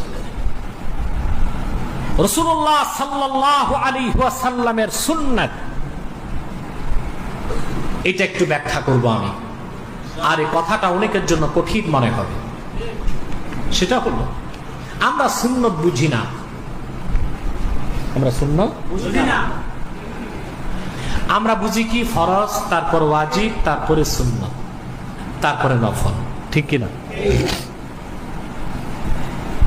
এটা বলি না? এই জন্য সুন্নতের প্রতি আমাদের কোনো গুরুত্ব নাই। সুন্নতের 2টো অর্থ, একটি হলো নীতি, একটি হলো আমল। একটি কি? সুন্নতকে গ্রহণ করতে হবে নীতি হিসেবে, সুন্নতকে গ্রহণ করতে হবে আমল হিসেবে। আমাদের আমলে কিছু সুন্নত আছে, দাড়ি আছে, টুপি আছে, পোশাক আশাক ঠিক আছে, দস্তরখানে খাই, মেসওয়াক করি, খাওয়ার পরে কাইলুলা করি, রাতে একটু খাওয়ার পর হাঁটি, মাঝে মধ্যে কদু খাই, মিষ্টি খাই, ঠিক না? আমল হিসেবে কিছু সুন্নত নিয়েছি, নীতি হিসেবে রাসূলুল্লাহর সুন্নত নিতে পারি না, ঠিক না? নীতি হিসেবে রাসূলুল্লাহর সুন্নতকে গ্রহণ না করলে যে মুসলমান হওয়া যায় না, আল্লাহ কোরআন স্পষ্ট করে দিয়েছে। আল্লাহ পাক বলেন, মা কানা লিমুমিনিন ওয়ালা মুমিনাতিন ইযা কাদাল্লাহু ওয়া রাসূলুহু আমরান আন ইয়াকুনা লাহুমুল খিয়ারাতু মিন আমরিহিম ওয়া মান ইয়াসিল্লাহা ওয়া রাসূলুহু ফাকাদ দাল্লা দালালাম মুবিনা। কোন মুমিনের জন্য, কোন মুমিন নরনারীর জন্য, মুসলিম নরনারীর জন্য এই অধিকার নেই, এই সুযোগ নেই যে আল্লাহ ও আল্লাহ রসুলের সিদ্ধান্তকে না মেনে নিজেদের মন মস্তিষ্ক প্রসূত কিংবা মন গড়া মতবাদ মতাদর্শ সিদ্ধান্ত মানবে। এই সুযোগ আল্লাহর পক্ষ থেকে কোনো মুমিন নরনারীকে দেওয়া হয় নাই। আমরা কি রাসূলুল্লাহর সব সিদ্ধান্ত মেনেছি? জোরে বলতো।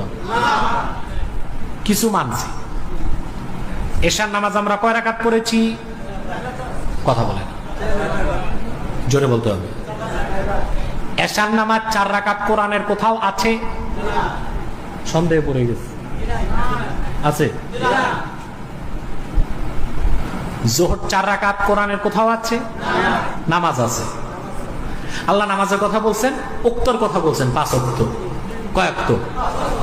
একটা কথাই বলে দিচ্ছেন, আকিমিস সালাতা তারাফিয়ান নাহারি ওয়া যুলাফাম মিনাল লাইল ইন্নাল হাসানাতি ইউযহিবনাস সাইয়্যাত। 5 ওয়াক্ত। কয় ওয়াক্ত? কিন্তু এশা 4, যোহর 4, আসর 4, মাগরিব 3, ফজর 2। রাকাত কই আছে? হাদিসে আছে। সিদ্ধান্ত কে দিয়েছেন? আল্লাহর রাসূল সাল্লাল্লাহু আলাইহি ওয়াসাল্লাম। এই সিদ্ধান্ত আমরা মানি। জি মানি মানি। নামাজে রাসূলুল্লাহ সিদ্ধান্ত মেনেছি, হজের বেলায় মানি। আমি দেখছি আমাদের দেশের আল্লাহ তো আমার নূর নবী মুহাম্মদ সাল্লাল্লাহু আলাইহি সাল্লামের জুতা মুবারকের সদকায় 7 বার নিছেন, আলহামদুলিল্লাহ, মক্কা মুকাররমা, মদিনা মুনাওয়ারায়, আরবে। আমি দেখেছি আমাদের দেশের হাজিরা সবচেয়ে বেশি সুন্নত মানে হজ করতে গেলে 5 লাখ টাকা যায়, তো 6 লাখ টাকা যায়। মনে করে সুন্নত একটা ছুটলে যদি হজ বাতিল হয় টাকা তো মাইস, ঠিক কিনা? সবচেয়ে বেশি দেখেছি হাজিরা অস্থির হয় শয়তানরে পাথর মারার আগে, মুআল্লিমের মাথা চাবায় খায় মুজদালিফায়। বলেন হুজুর পাথর কয়টা লাগবে? বলে এতটা। পাথরের সাইজ কি হবে? বলে মুড়ির সমান হইলে হবে। তো ধর্ম কয় আঙ্গুলে? মনে মনে দুঃখ হয়, বেটা মিনায় শয়তান মারার আগে একটা সুন্নত নফল ছাড়ো না, কিন্তু মানদণ্ডে মাপলে দেখা যাবে মিনা শয়তানের চেয়ে বড় শয়তান তুমি নিজে, ঠিক কিনা? একটা সুন্নত বাদ দেন নামাজে, হজ করতে গেলে, ঠিক কিনা? কিন্তু অন্য সব ক্ষেত্রে রাসূলুল্লাহ সিদ্ধান্ত মেনেছি, কথা বলে না। রাষ্ট্র ব্যবস্থায় রাসূলুল্লাহ সুন্নত রেখেছেন, খেলাফত আছে আমাদের মধ্যে, বিশ্বাসটাও তো নাই। পিসাবরা খেলাফতের কথা বলে, নিজের খেলাফত,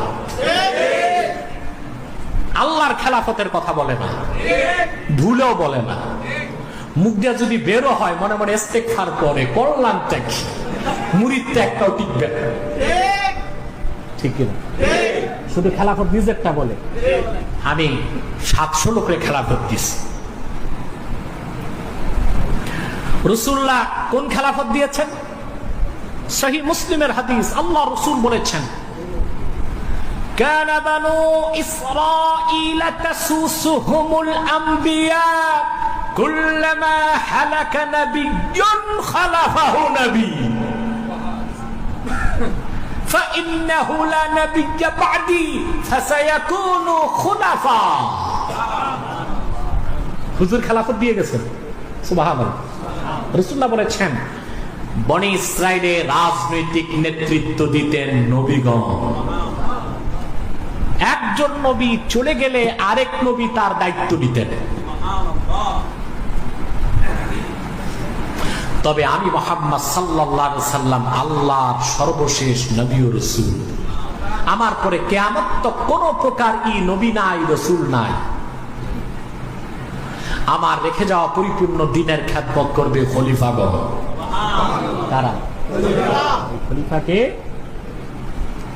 শাসক কে?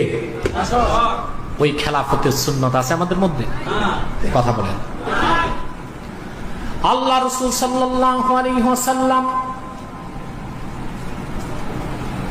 আইন ও আদালতের ক্ষেত্রে, ব্যবসা বাণিজ্যের ক্ষেত্রে, চাকরি বাকরির ক্ষেত্রে, শিক্ষা দীক্ষার ক্ষেত্রে, জীবনের প্রত্যেকটি মুহূর্তে, প্রত্যেকটা ক্ষেত্রে মানুষ কিভাবে চলবে, কিভাবে বাঁচবে, কিভাবে থাকবে, কিভাবে সমস্যার সমাধান করবে, প্রতিটি ক্ষেত্রেই তো নূর নবী মুহাম্মদ সাল্লাল্লাহু আলাইহি ওয়াসাল্লাম আমাদের জন্য সিদ্ধান্ত রেখে গিয়েছেন। সেই সিদ্ধান্ত, সবটুকুন সিদ্ধান্তকে নীতি হিসেবে গ্রহণ করা ছাড়া মুসলমান হবার কোনো সুযোগ নাই। আছে? এবার একটি হাদিস আপনাদেরকে শোনাচ্ছি। হাদিসটি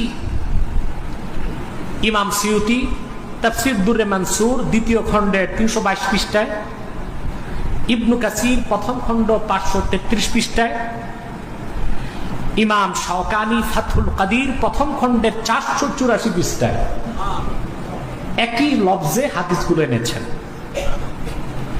উরওয়া ইবনু জুবাইর রাদিয়াল্লাহু তাআলা বর্ণনা করেছেন, ইখতাসামা ইলা রাসূলিল্লাহি সাল্লাল্লাহু আলাইহি ওয়াসাল্লাম রাজুলান। দুইজন ব্যক্তি নূর নবীর কদমে আসলেন ঝগড়া করে, বিচারের জন্য। সুবহানাল্লাহ বলবেন। فقضى لأحدهما فقال الذي قضى عليه ردنا إلى عمر রাসূল বিচার করলেন। হাদিসের ব্যাখ্যা এসেছে একজন ছিল ইহুদি আরেকটা ছিল মুসলিম। কি ছিল? রাসূল বিচার করলেন, বিচারে রায় পেল ইহুদি। কে পেল? জোরে বলেন।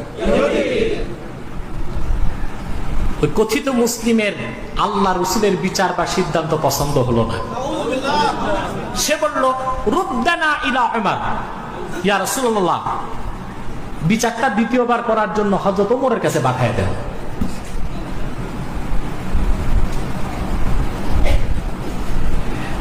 فقال رسول الله صلى الله عليه وسلم نعم انطلقوا الى عمر, ঠিক আছে যাও ওমরের কাছে যাও, আবার বিচার করে দিবে। فانطلقا فلما اتيا عمر قال الذي قضي له يا ابن الخطاب ان رسول الله صلى الله عليه وسلم قضى لي وان هذا قال ردنا الى عمر فردنا رسول الله إليك رسول الله صلى الله عليه وسلم। যে রায় পাইছে তিনি ওমরকে যে বললেন ওমর বিচারটা আল্লাহ রাসূল করে দিয়েছেন। এই লোকের বিচার মনোপুত হয় না, রাসূলুল্লাহর বিচার। সে বলল ওমরের কাছে পাঠান, আল্লাহ রাসূল তোমার কাছে পাঠাইছে, এখন তুমি দ্বিতীয় বিচারটা করে দাও।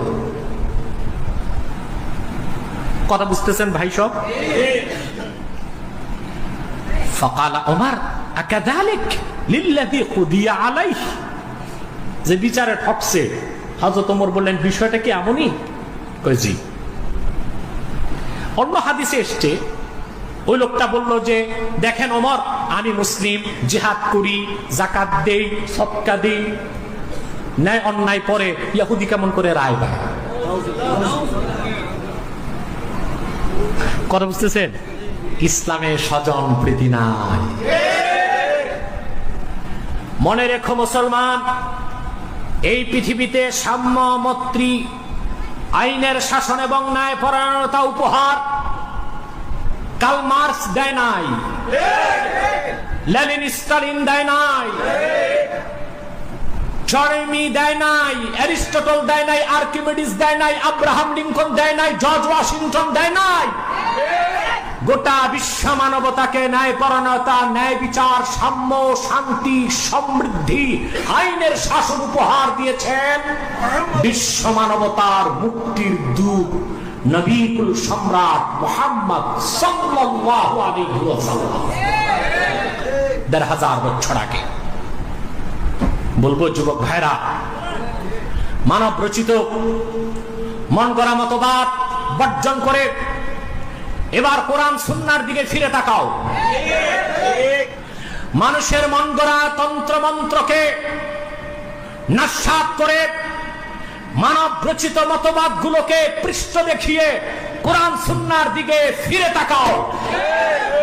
আর ইসলাম, ঈমান, মুসলমান ও বাংলাদেশের স্বাধীনতা, সার্বভৌমত্বের শত্রুদের রুখে দাঁড়াও। এই স্লোগানটি নিয়ে যেতে হবে দরবার শরীফ থেকে। রাজি আছেন? হযরত ওমর বললেন বিষয়টা এমন যে মুসলিম ঠকছে, কয় হ্যাঁ বিষয়টা ন্যায় অন্যায় পরের কথা রায় অগ্নি পায় কেমন করে?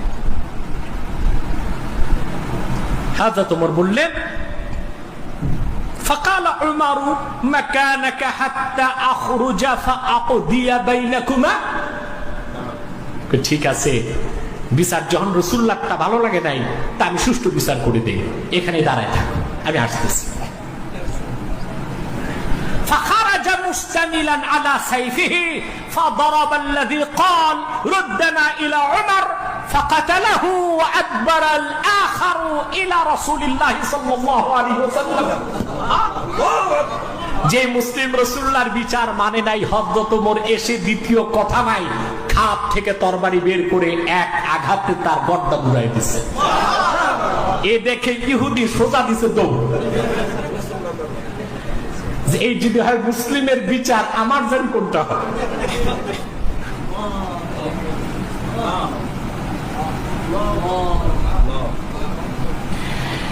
ইহুদি দৌড়িয়ে রাসূলুল্লাহর কাছে চলে আসলেন,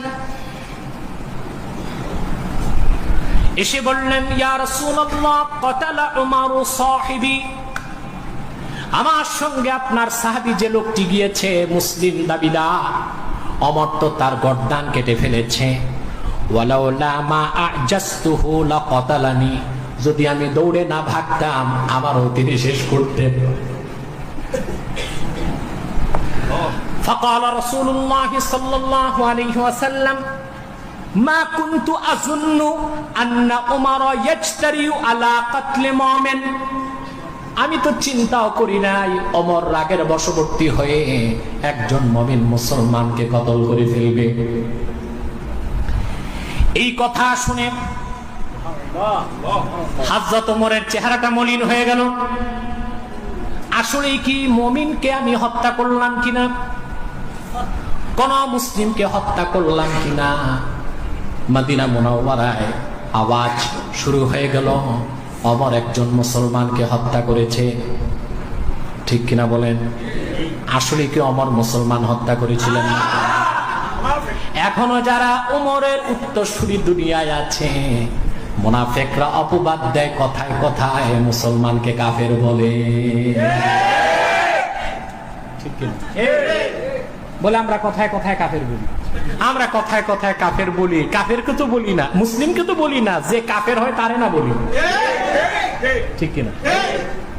যাদেরকে বলেছি, যেসব বক্তা রাসূলুল্লাহর সম্মান মর্যাদার বিরুদ্ধে কথা বলেছে, যাদেরকে আমরা কুফরির ফতোয়া দিয়েছি, কাফের বলেছি, ঘুরে ফিরে এক সময় সবাই তো তা মানে।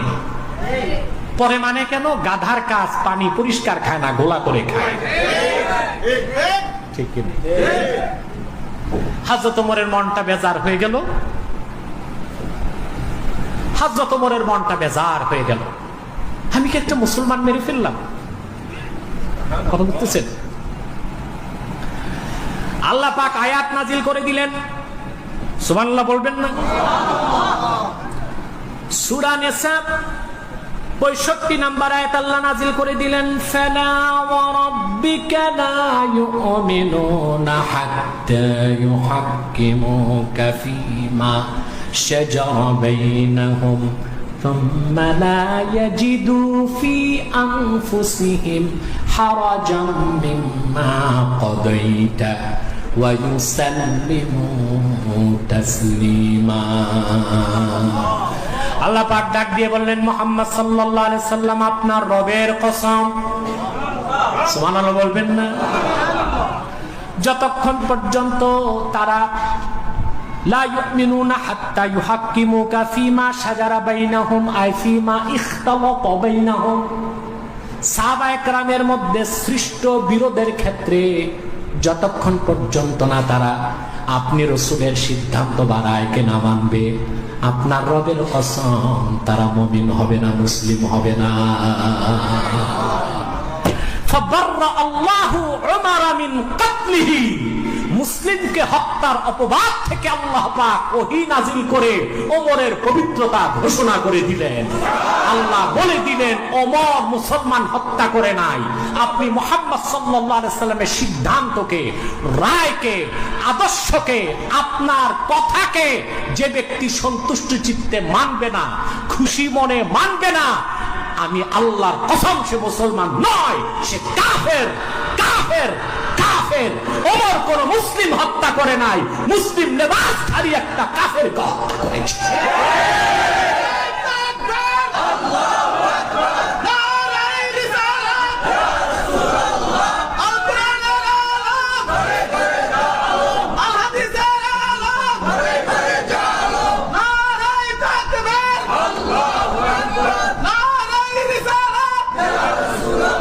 প্রিয় ভাই বন্ধুগণ,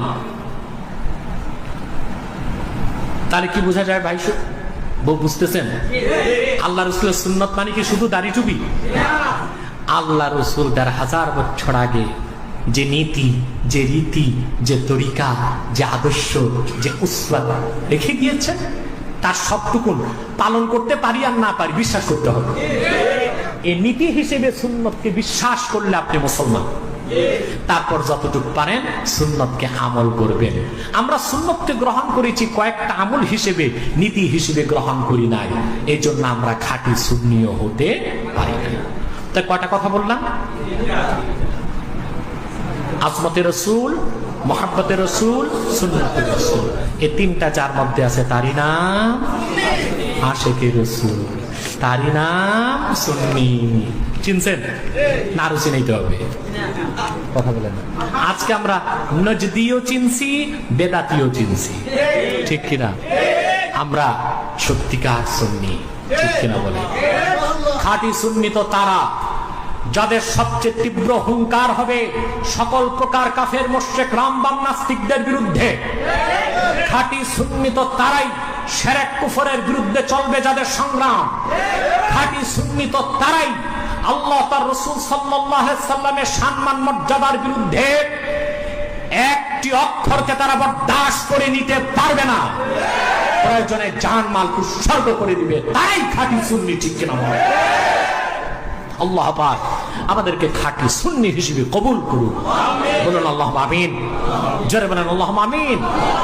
আমরা আজকে সবক পেলাম তো, আজমতে রসুল, মুহাব্বতে রসুল, সুন্নতে রসুল, এই তিনটা যার মধ্যে আছে তার নাম আশিকে রসুল, তারই আরেক নাম সুন্নি। এর বাইরে যে হয় নজদি নয় বেদাতি, কবর পূজারি, মাজার পূজারি, খাট পূজারি, না ইহাবি না উহাবি, কিছু ভি নেই।